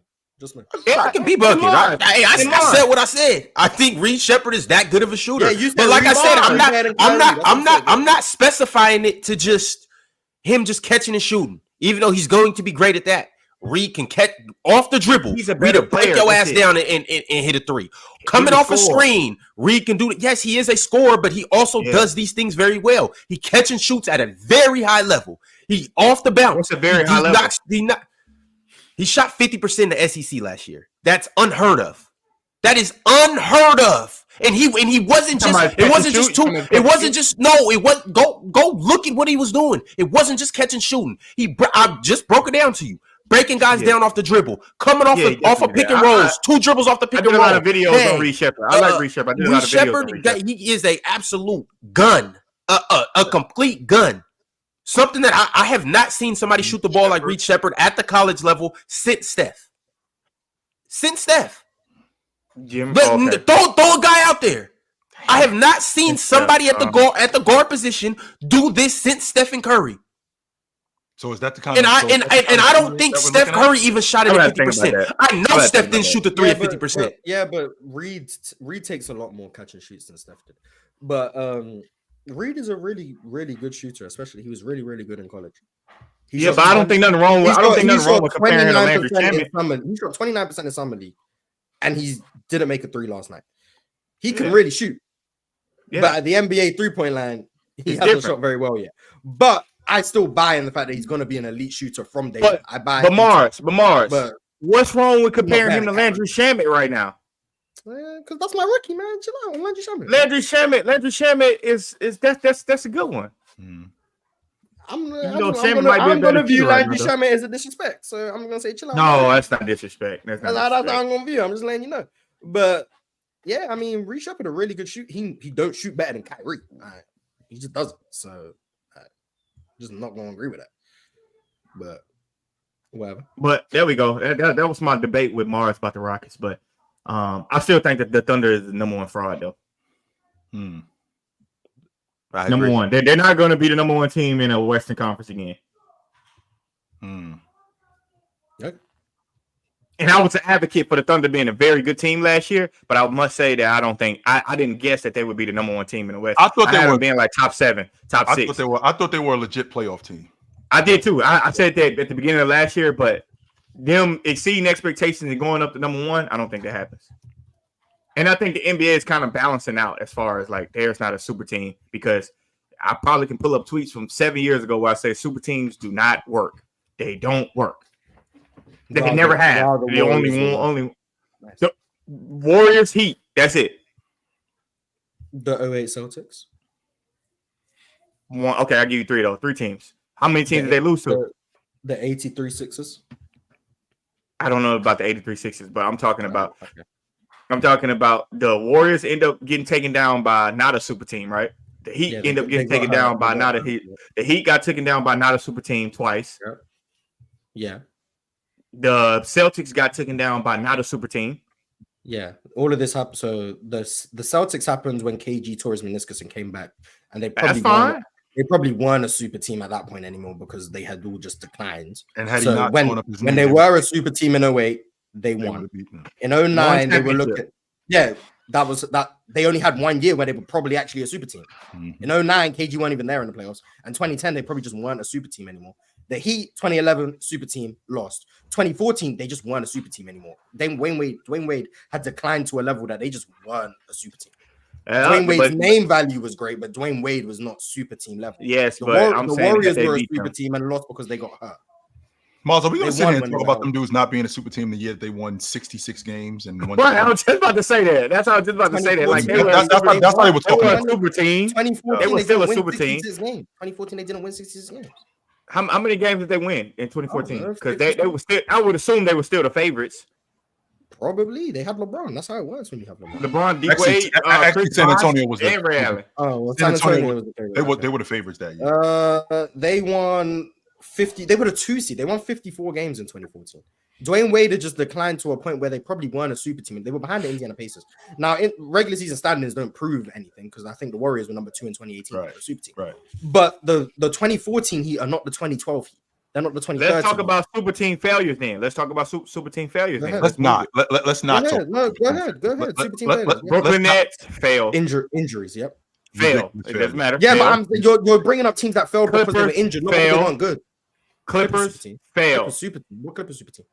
That is a multi. What Clippers super team? I'm asking. What Clippers super team? Oh, Paul George and Leonard and Westbrook and James Harden. And James Harden. That's a super team? Oh, I didn't know that. Oh, my fault. Oh, okay. Yeah, you didn't know that. I promise I didn't know that. I didn't know that was a super team. Okay, cool. You didn't think Paul George, Kawhi Leonard. I didn't know that people were calling that a super team. I think that's the first time I've heard someone call that a super team. All right, cool. Because they failed. No, it just when they got formed, I didn't think anyone called them a super team. I just didn't know that. But if they did, well, cool. My bad. I vividly remember being in Los Angeles when Paul George got traded to the Clippers. And when it was just Kawhi and him, they called that super team? Absolutely. I didn't know. So LeBron and Patrick Beverly is famous for getting up on the table and saying, "We just won a championship." So LeBron and AD is super team? They say when they got together. They succeeded. That's another super team that worked. There you go. One, okay, cool. I'm just going off of failures. One and done. He's a super team. One and done. Only ones I say that worked was the Warriors. That one really worked. I'm talking about to where they can form like a full-fledged dynasty, and they could have kept going had KD stayed. That's the only one I think was going to work. I did not know the Clippers were a super team. All right, y'all. I'm about to get into this GM survey right quick.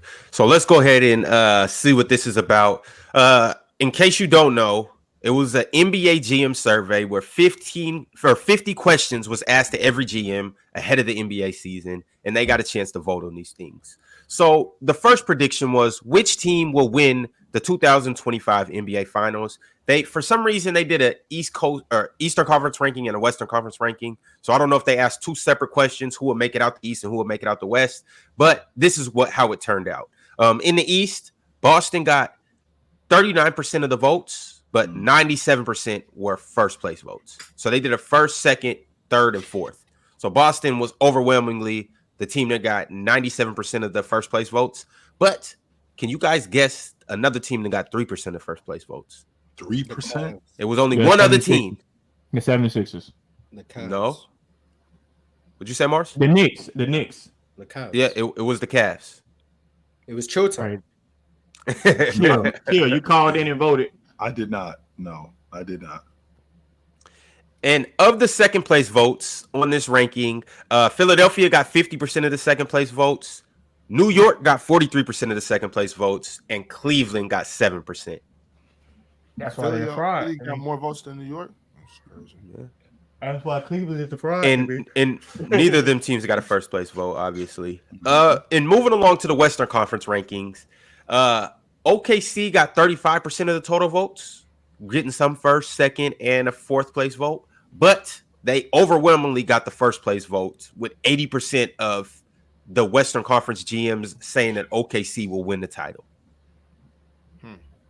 That's crazy. It was Fraud. That's why I won. Ron, I won. I Biggest I fraud. agree. I agree. biggest And then it fraud. was 3 other teams that got first place votes, and they each got 7%. One being Denver, one being Dallas, and one being Phoenix. They each got 7% of the first place votes. Is it Minnesota ridiculous? did not receive a first place vote. Is it ridiculous to think that Boston could be a fraud? It's wide open. I don't see how they lose if they're healthy, but I don't either. I don't. I'm not But gonna is it lie. I like ridiculous how to think. no, because I mean, there's already people who think they're frauds already just because they didn't play healthy teams. So Right. like, if they lose, that's going to be all the validation they needed. So no, I don't think it's crazy. I'm not going to agree. I like how much the NBA just copies each other though. Like, I find that really cool. Like now, Of course. all these teams I'm watching in the preseason, I'm seeing Grayson Allen in the dunker spot. I'm like, you just Of course. Hey, but the team I was really impressed with in the preseason, the Jazz, watching the Jazz last night showed me that they are willing to play a different way. Like they have more ball movement, more motion. Better get that ticket from him, Mars. He's going to get on I'm that not train. saying. No, I'm not saying. Get I'm on not it. saying that I they're gonna thought the be Jazz a were hell of a serious. team. But- No, I thought the way they played basketball was really good. Some shit worked, some shit didn't. But I'm not saying that they're gonna be a playoff team. But the way that they're trying to play basketball with more motion and not trying to just isolate, I think that if they can be successful, we need that to come back. They've been We need that to come back to the NBA. they've been doing that though. Like, they're not an isolation team. They're a ball movement team. They're just not good. Defensively, they were horrible. They were Offen- horrible defensively. Yeah, offensively, I wasn't a big fan of how Keontae played, but generally speaking, like I think that's how they play. And Larry Markin and Shaw. I was a big fan of how Isaiah Collier played last night. I think he's gonna be solid. I've been trying to tell people Isaiah Collier. I think he's gonna be solid. Yeah, I like Isaiah. But yeah, the Jazz move the ball. I like the Jazz in terms of how they play, especially when Lowry's there. They're always a good offense. But yeah, they're gonna be trash. And defensively, they might be the worst team. Defensively, they might be the worst team in the league. All right, y'all. Getting back to this survey of second place votes to win a finals coming out the West, Minnesota led with 40% of the second place votes. Denver had 27%. Dallas had 23%. So that's what we're looking at with that. Moving along, the GMs voted who will win the 2024-25 Kia MVP. Before I get into this, later on this week, we'll be giving our MVP predictions. So you guys just hold steady on that. Defensive player of the year as well. Tomorrow we'll be talking about DPOI and all that good stuff. And we have some other things coming up as well. But as far as the 2024-25 Kia MVP award, the GMs voted. 40% of them said that SGA will win MVP. 30 said Luka. 30% said Luka, and tied for third with 7%, you had Joel Embiid, Nikola Jokic, and Jason Tatum. The top two. SGA should have won MVP last year, but whatever. He'll probably, he might get it. It'll probably be him or Luka. If OKC, I just don't like the way the MVP is voted, bro. They move. Damn, Mars. I mean, too much. Okay, so for the last, Please don't bring up Jason Tatum to me, please. no, I'm not bringing up Jason Tatum. That's not what I'm bringing up. What I am bringing up, however, is I think we're going into year 4 now, where Luka's been favored to win the league MVP. Well, this time he's second. No, is he favored? The preseason odds, is he favored? I think he's favored this year. You talk about like betting, like Vegas? And with that being said, Mars, I got 34-9-9 from him last year. What the else do I need to do? Chill, they gotta win. Yeah, it's They the have- seed. they- They were top 4 They have seed to last win. year. Yeah, but they weren't. No, they number were one the seed. fifth seed. Yeah, and they were like. I'm sorry, the they were fifth like seed. six- They were like and 16 games back. That's the thing. 34, almost 35, 10 and 10, and that Yeah, wasn't it- enough. Oh no, I think Yeah, I think the finals. I think the finals appearance is going will make it easier this year. I think Yeah. going to the finals last year will give him a boost this year. But I think we got to remember Giannis too. I think Giannis needs to be talked about as a possible. Definitely MVP. need to talk I about agree. Giannis. He had arguably his best season last year, just Right, from the right. floor. Yeah, And one I of his think better he's seasons. got Around the a rim. little more motivation this year as well. That matters, especially with guys like Giannis that they'll get in that gym and lock in. You know, I think we need to look out for him. I think he's going to terrorize the league this year. I agree. People just seem to forget about Giannis' existence. I don't know why. But Luka's gonna Because we don't see him that much, Mars. That's why. We've been used to seeing him. So from 19 to 22, we've seen him deep into the playoffs. We haven't seen him that much. And because we haven't seen him that much, whatever he does in the regular season, it kind of gets thrown by the wayside because we used to seeing him deep into the playoffs. That's why. If we start seeing him deep into the playoffs, yeah, you may criticize him not being able to make free throws or down the stretch or something like that. But for the most part, you'll still see him. And when he's not around, people kind of forget about who he really is. Interesting. I think Luka probably gonna win it though. All right. Well, we will have our episode coming up. I don't want to spoil too much, but we'll have our episode coming up and we will talk about who we believe the MVP will be. So you guys stay posted on PC's edition of this. But another question. If you were starting a franchise today and could sign any NBA player, who would it be? With the overwhelming, currently. Okay. With the overwhelming 77% of the votes, the answer was Wemby. Yeah, obviously. Yeah, No it was Wemby. doubt. Yeah. Remember when Karl Anthony Towns was the number one pick on that poll when they did it? He was a 20? really good young player. I don't remember. I don't remember. He flashed a lot of potential. It was after his rookie year. He was number one on that poll. I remember that. Yeah. Well, you got to I wonder remember where who he is on that dealing poll with, too. now. Well, he's not as high as he was in 2015 because I wonder if he's like we 25 now. we weren't that far removed from Dirk. In fact, Dirk was still in the league, as a matter of fact, and he was the future of the big man. I would what he agree, was. though. But hold on. I would agree. Why wouldn't it be Jokic? Because he's 29. And so tied for second place, it was Jokic and SGA with 10%. But Victor, Luka was obviously, It would be Jokic and Luka. yeah, Luka was fourth. He got 3%. They're not trying to build with Luka. That's tough. Yeah, that's crazy. It's hard You to can't build with a grenade launcher.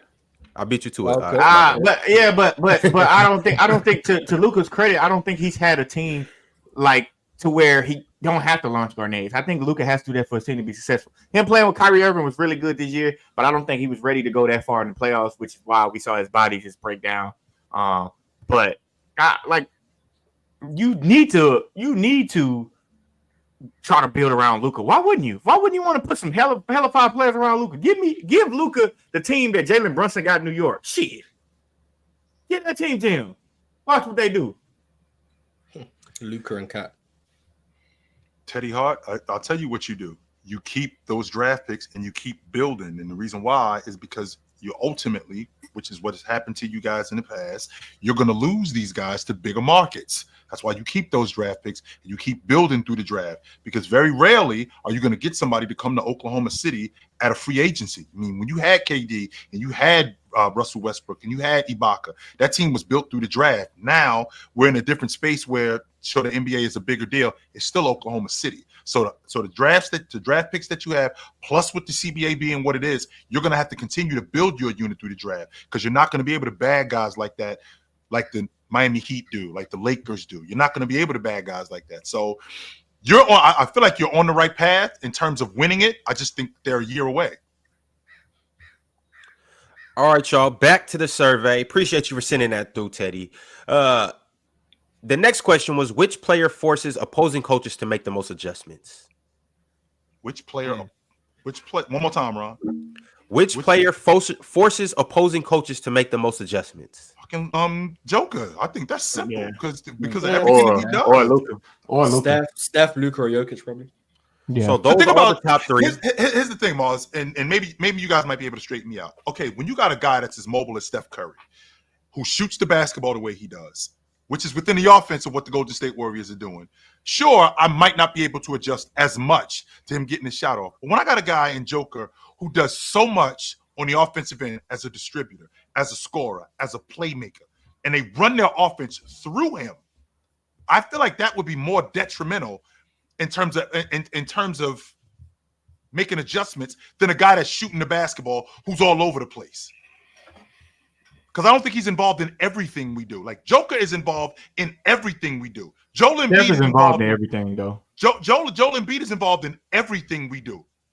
And Joel Embiid isn't the passer and distributor and playmaker that Joker is. So to those adjustments that I have to make for those guys, I think they will be substantially greater than having to make adjustments for a guy like Steph Curry, who sure is running all over the place and shooting the basketball the way he does. It's not the same as when a guy like Joker is handling the basketball and doing as much as he does.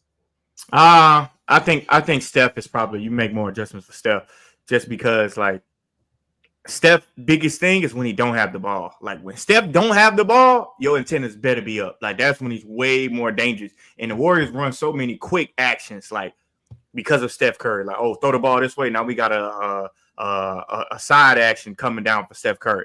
Then once he gets the ball, he goes right into a pitch and catch with Draymond Green into another pick and roll. Like, is Steph more dangerous? Let me ask you this question, Jordan. Is Steph just as dangerous without the ball as Joker is with the ball? I mean, he's more dangerous. Steph is more dangerous than Jokic is with the ball. He's more dangerous. At this point, I don't know. Maybe, but I just think, I think the difference I can't get with that, Jordan. I don't. Dangerous person is the person with the ball. Like I can't say that. I think that's what makes you have to have the adjustments, because with Steph doing what he does off the ball is still the bigger threat. So the problem is now you have two threats that are equal at the same time. No other team has that weapon because the ball is still a concern. Sure. But there's also Steph. With Jokic, when he has the ball, crazy threat, he can do everything. But you're not as worried about what's going on off the ball with MPJ coming off a curl or whatever. But with Steph, it's like we got to worry about the ball, whether that's Draymond's having it in the post with their split action or Andrew Wiggins or Kuminga or whatever. But we also got to worry about this. So you're committing resources to two things at once, which is why you have to make so many adjustments. Now, I still think probably Jokic and Luka are 1 and 2. But I think Steph is probably in the top 3. That's what I think. Steph's probably in the top 3. Man, I don't know, man. But we're gonna see. We're gonna see because the Warriors don't have Klay Thompson, but them having Buddy Hill. Yeah, Buddy Hill is not Klay Thompson though. But Buddy Hill, Mars, that he won't. It's shoot. not Klay Thompson. He won't shoot. It's not Klay Thompson. He won't shoot. I bet he gonna shoot in Golden State. Yeah, but he won't shoot. I bet he gonna be getting them up. Mm-hmm. Man, Klay, what Klay did in Golden State though, it's gonna be hard to replicate, even with Buddy Hill, because Klay's just unconscious, bro. Klay's shots didn't change when Kevin Durant came. They didn't change. Period. His whole time in Golden State, he's the only one that didn't make. He actually got better shots than KD. He's the only one that didn't make any adjustments to nobody that came. Well, he didn't. Klay don't make adjustments to nothing. You didn't have to. When you're a guy who doesn't put the ball on the floor as much, when you're a guy who shoots the long ball the way he does, he's a catch and shoot guy. And now I got a 28 a game guy coming over here. The shots that I'm getting, they actually just get amplified. I'm agreeing with you though. I'm agreeing with you, but I'm saying it's a testament to Klay's mindset. And I don't think a lot of players have that mindset. Like, I really don't give a damn who playing. I'm gonna shoot the shots that I want to shoot. I don't think Klay shots gonna change with the Mavericks. Klay's still gonna shoot the same shot. Hardaway mindset. Yeah. Fellas, I gotta get back to this list though, because it's a couple more good questions. But to answer this last question, which player forces opposing coaches to make the most adjustments? Luka was at the top at 33%. Steph was second at 30%, and Nikola Jokic was third with 23%. So I've got the top 3 right. See? Yeah. Wrong order. I didn't give an order, but which player is most likely to have a breakout season in 2024-25? Amen Thompson. You lying to me. J-Dub was at the top with 13%. I can see J-Dub. Jalen Williams. I mean, he's due for it. I mean, in order for the Thunder to be successful, it's gonna have to be J-Dub. Where was Keegan Murray? That man averaged 20 last year. What more you want? Tied for second. Keegan Murray was number 2. That ain't no breakout. Tied for second. There were 3 names: Evan Mobley, Ja Morant, and Victor Wembanyama. Ja Morant gotta have a breakout season. What the hell? Breakout prison like Ja Morant. Yo, what? Ja Morant is Ja Morant is a superstar, bro. Like Ja Morant is one of the best players in the NBA. Well, what is he breaking out with, Ron? When you talk about Ja Morant, what is he breaking out from? Like He was He's already one of the in. better players in the NBA, bro. Yeah, Y'all don't think John Morant can take another step forward? I don't think he. That's Y'all not a don't think breakout. John- That's not y'all a don't- breakout. Y'all don't think John Morant can jump into legit MVP conversation? He was already there. I think They he tried was to put him already there, there. in 22, but that's not a breakout. A breakout is going from a lesser player into like the star category. That's what breakout is, which is why. And he's already a star. John Morant is already a star. Would that be the same, Mars, as what Tracy McGrady did when he went over to Orlando? Like that's a breakout. It's like it's like when they tried. Yeah, John ain't doing that though. John came in the league. That was John breakout season when his rookie year, and then his sophomore year he showed you, I'm John Morant, one of the better players in the league. Yeah, that's not no. And breakout. I still think John Morant, bro. I think John Morant is still like, this might be crazy, but a healthy John Morant could be top 5 in the NBA. Point guard? No player. Oh, you lost your mind. Okay. No, I ain't lose my mind. I do think Ja, like, and I just said it earlier, but I think Ja has legit action at the MVP this year. Man, Memphis, Ja. and his act is the same thing with Luka. Now, I'm not saying he's putting up Luka numbers. Well, same act as SGA and Luka. If the Memphis Grizzlies can finish top 3, he has a horse in that race. Yeah, and they are Ja that good of a Morant team, has- and they can finish that high. Check Ja Morant history, man. He has a history of elevating teams the way he's been doing it since his high school days, and he's done it with the Memphis Grizzlies. And if he stay healthy, why wouldn't he be a top 5 guy? Like if he win an MVP or if he's in top 3, top 2 in MVP voting, he's not a top 5 player. No, because you're not better than Jokic, Giannis, Embiid, Luka, or SGA, or Anthony Davis. But you can put him up there with Luka. I mean, with SGA and Luka, you can put him hang around that cliff. Yeah, you do. You can hang around that cliff. Yeah, you can do that. You can do that. I ain't doing that. You can do it. Hell no. I'm not I'm just doing gonna that. disagree with you every time you do it.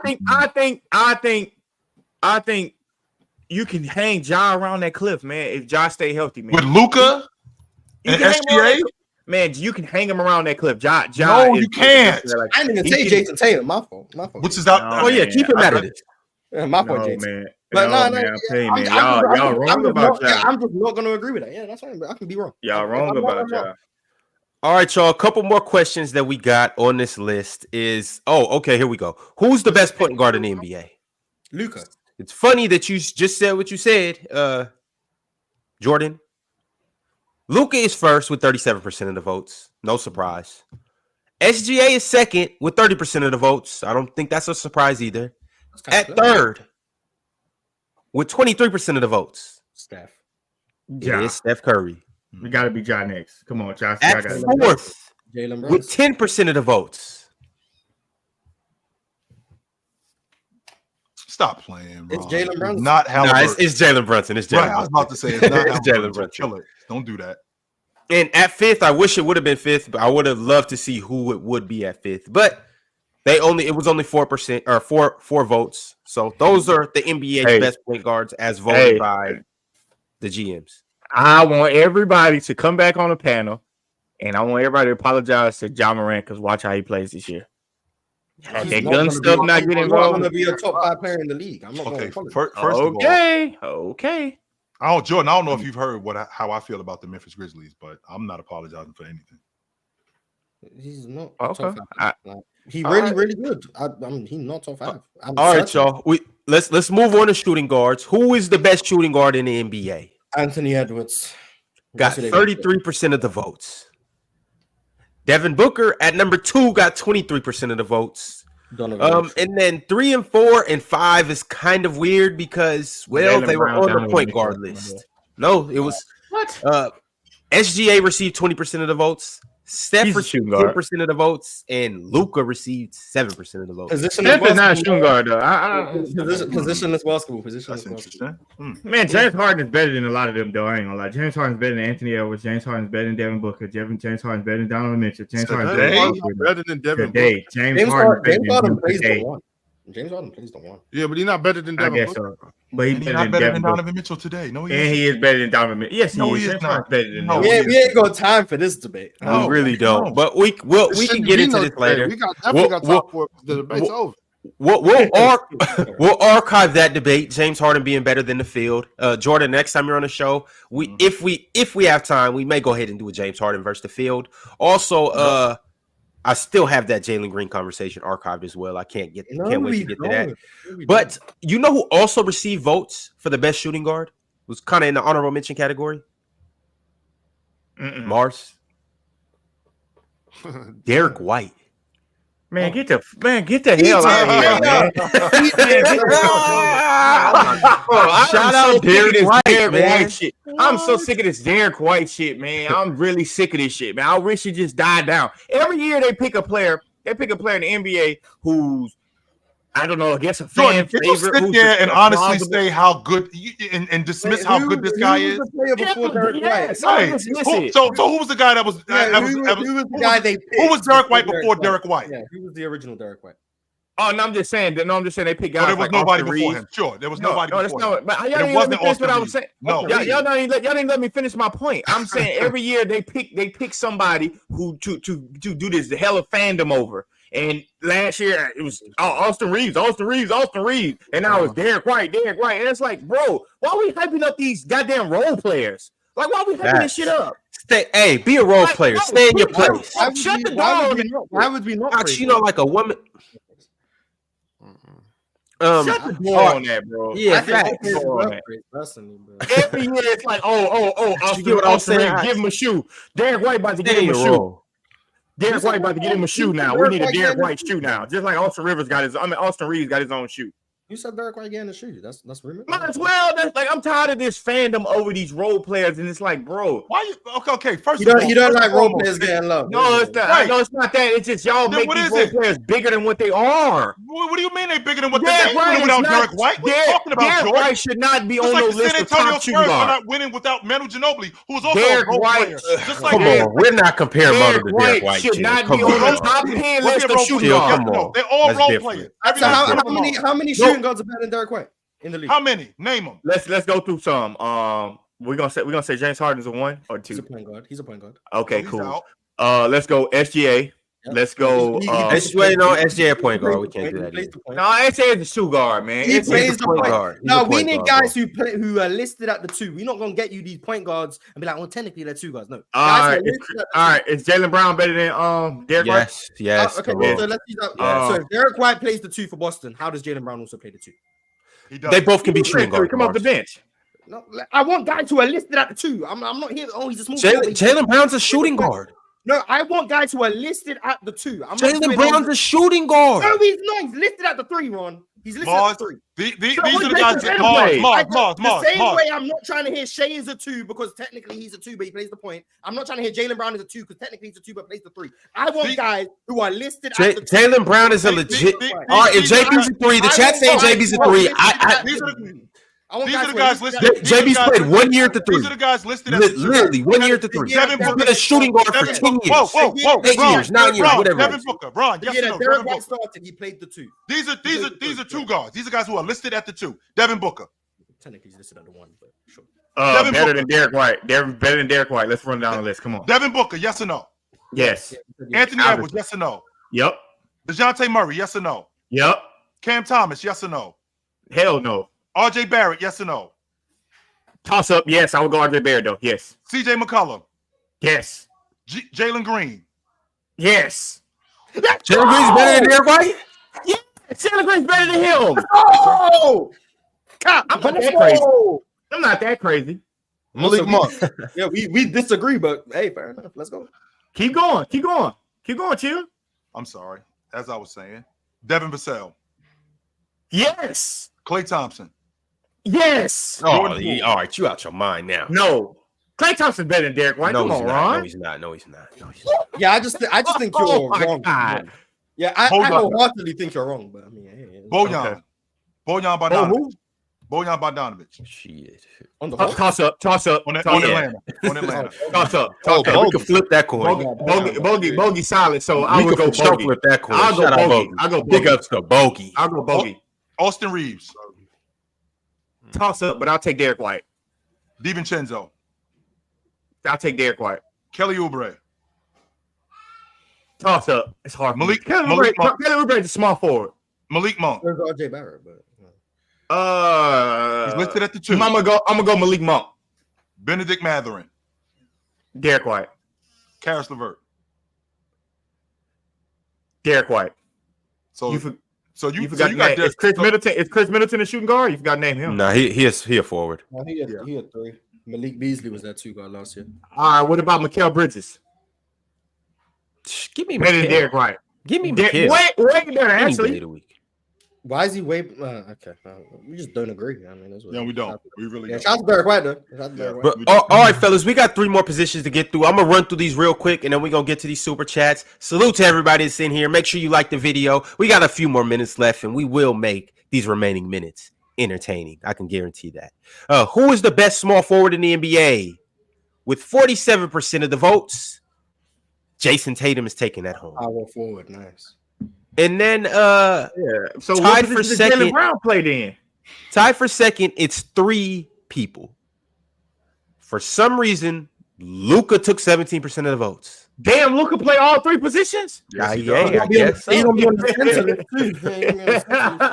too. Kevin Luka Durant goes also received 17% of the votes. And LeBron James was also tied for second with 17% of the votes. Of course. So no small forwards got picked. Well, LeBron's yes, small forward.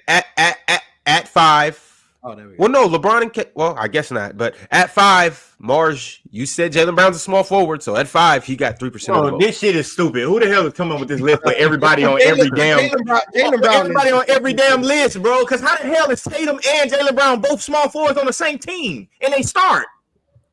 doesn't make sense. All right, Both who of is the them best power forward in the NBA? This one was pretty Let me easy. guess. Giannis number 1, Luka number Yes. 2. Well, no. Well, at 77%, Giannis took 77% of the votes, and at second place, it was KD with 7% of the votes. How the fuck is KD a power forward? He played the 4. He played the 4 in How did anyone else but Giannis get votes? That should have been a unanimous one. It really should. Karl Anthony Towns not on that list? Don't say he played a 5. No, he does. He played the 4 last year, but let's be serious. Why he ain't on that list? Because Giannis is there. Giannis should have been the number Top 1. Top five. Oh, they picked the top 5. So some people didn't have Giannis at number 1, and their GMs. Interesting. I don't respect that basketball man. And then at center, who's the best center in the NBA? This was pretty easy. Jokic took 87% of the votes. Embiid took 10%, and Victor came in and snuck 3%. So Shout out Anthony to Davis Vic. got no votes for anything. 0. Victor, so He ain't be on power forwards. That's what I'm saying. So Drunk Anthony ass Davis list. wasn't on the power forward or the census list. Anthony Davis. Nope. Drunk. Horrible list. I'm tired of this Victor Wembanyama shit already. Interesting. And I yo, feel like I'm tired of Derek White shit. Can you handle it I'm out? tired of Derek White. I'm tired of Derek White shit. I can't handle it. Yo, also just to push a couple narratives on my behalf, who will win the 2024-25 Rookie of the Year?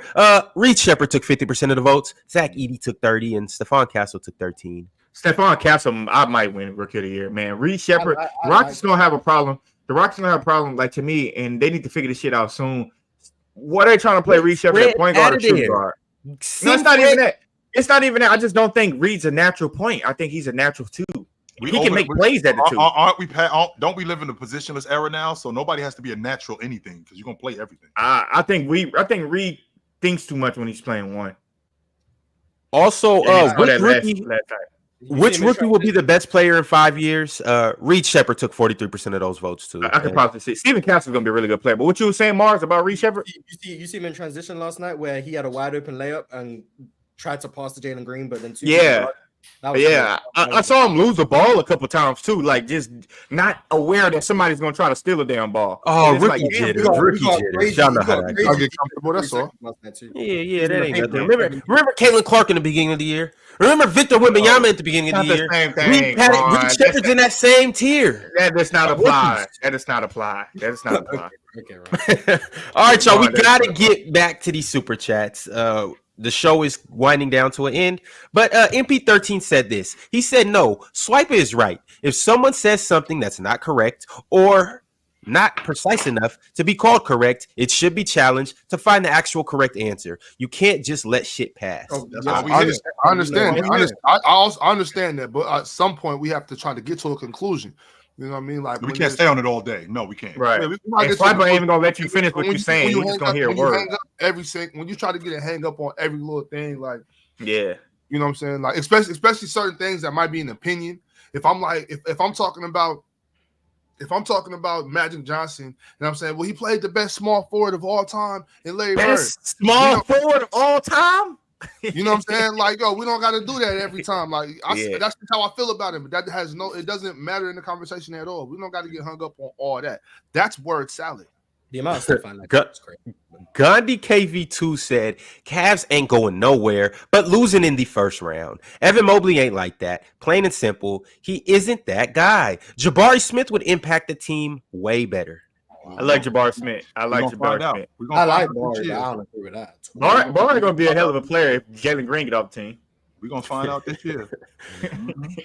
MP13 said over and under on how much longer until we get the quote-unquote Giannis is disgruntled with the direction of the organization reports because they're about to get bounced in the first round, second at best. Well, he just signed an extension.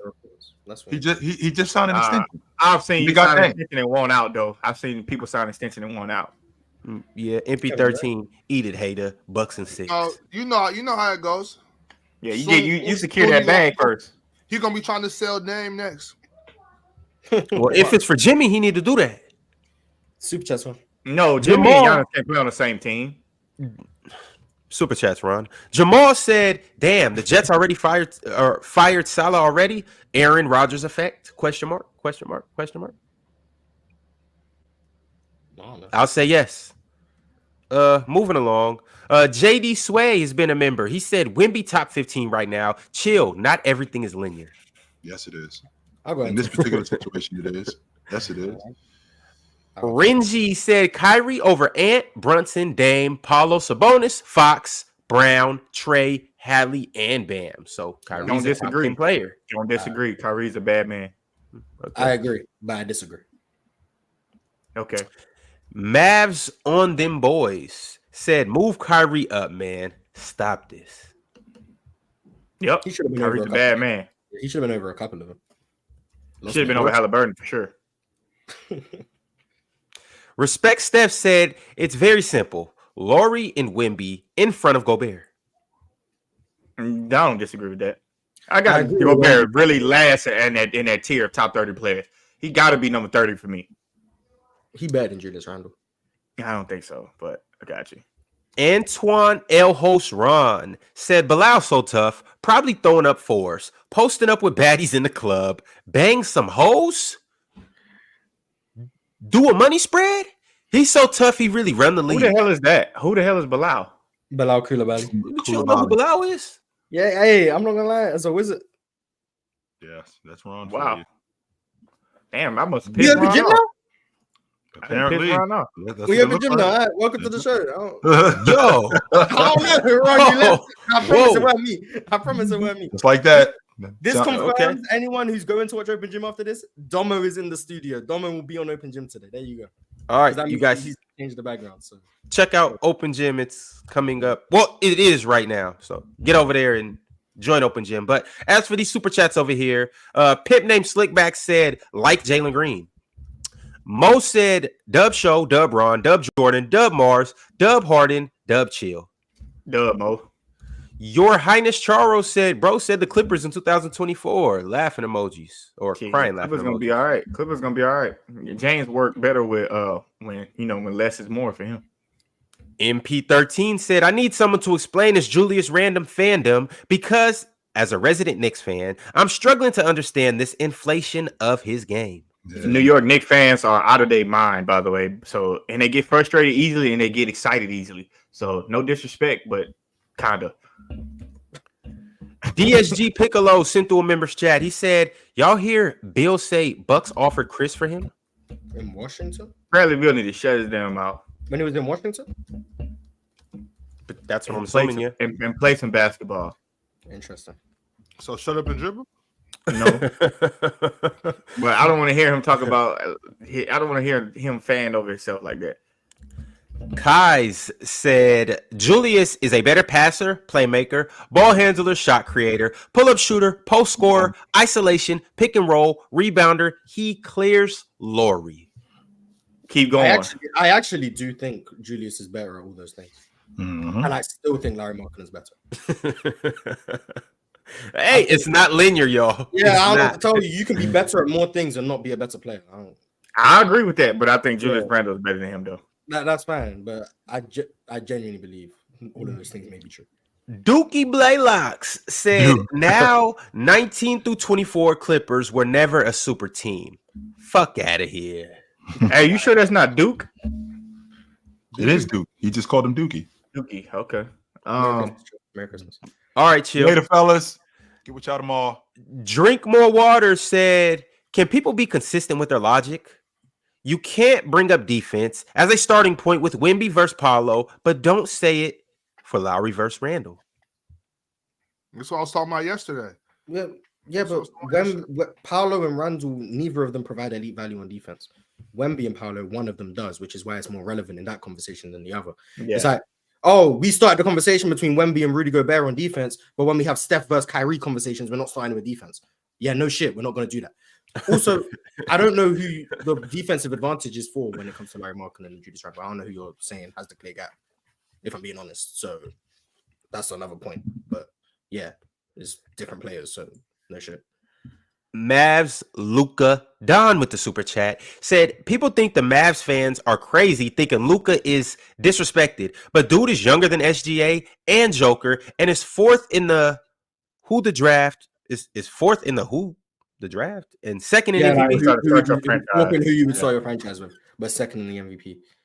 I don't think Luka's disrespected at all, bro. I think some people disrespect him, but enough people glaze him to make it balance out. They call this man Luka Don, Luka Magic, Hallelujah. There's no disrespect. Hey, hallelujah, man. Hallelujah. Yeah, I can't see that. One Unemployment said, if the NBA had an Offensive Player of the Year award, who would be the winner every year? 2010 to present. One Unemployment. I don't think we have enough time for this. Kobe or LeBron. Kobe or LeBron. LeBron. Steph. LeBron. Jokic. Steph. Jokic. Giannis. Steph. Jokic. All right, there you go. You got a collection of four names. He was never the best offensive player in the league. He was never the best offensive player, in my opinion. Okay. Dubs Bestie, huh? Dubs Bestie said, congratulations, Big Mars Blackman. There you go. Hey, Mars. I don't know who that is. Marcus FRM 626 said, number 1, Luka. Number 2, Ant. Number 3, Tatum. Number 4, Giannis. Number 5, Jokic from the GMs. Yeah, my fault, James Harden. I said that off the top of my head. I'm sorry if I forgot someone, man. James Harden was really good. Yeah. Probably had a year. I like burritos said, don't get why people can't just say they haven't watched a team or a player instead of just lying and talking to talk. Box score / stats does not equal the full story. It's not even like 20% of the story. Say names though. Respect Steph said, chill, stop overrating these guard defenders. So question, is Ant, Shea, or Fox better than a prime Lonzo? Hell no. Not that guard the ball. Hell, Lonzo's one of the better defensive guards in the NBA. Lonzo healthy, he might be like the best guard defender in the league. Yeah. And De'Aaron used to cook his ass. Hey, I played against De'Aaron Fox 4 times in high school. Like LeVar say, never lost. Never lost. But De'Aaron Fox was younger than us though. He was younger. He was like a sophomore, maybe when I was a senior. Take your wins, man. Take your wins. Oh, for sure. He scored 50 on the Harrison twins. So hey, as a freshman, he did that as a freshman. So damn, that's crazy. For sure. One Unemployment said, damn, man, I troll 15 hours a week and start getting emotional when someone does it to me. I'm starting to think this might actually be my job. Well, if it's your job, then you can't be one unemployment. You got to be one employment now. So you got to make a new account or change your name or whatever the case is. But shout out to you for finally getting a job. Whatever his name is, sent through a super chat and said, De'Aaron Fox is better at defense than SGA. That's a fact. Neither of them are more defensive caliber. So the Sarmo said Jokic on Fraud Watch to break his 50 dubs. Being 50 dub virginity, 50 win team in the playoffs. That's what he said. He's on Fraud Watch. 50 win virginity. Got you. Okay. Shout out Jokic. Cultured Bandit said Ja might be on injury prone watch. Hope I'm wrong. He did twist his ankle last night. Yeah. Marcus FRM626 said NBA GMs voted on the best players at each position. Appreciate you for sending that through, Marcus. We did talk about that. We also got one more member that snuck in the door at the end. Rome for Understanding became a member as well. Shout out to Rome. Shout out to everybody that became members. Shout out all of our Hall of Famers. Shout out everybody that's liked the video. If you haven't liked the video, it's starting to rain in certain states. I hope you slip and fall into a puddle. And Whoa. that's that. We'll see everybody else that liked the video tomorrow. Go to Open Gym. Merry Christmas. Appreciate you for coming through, Jordan.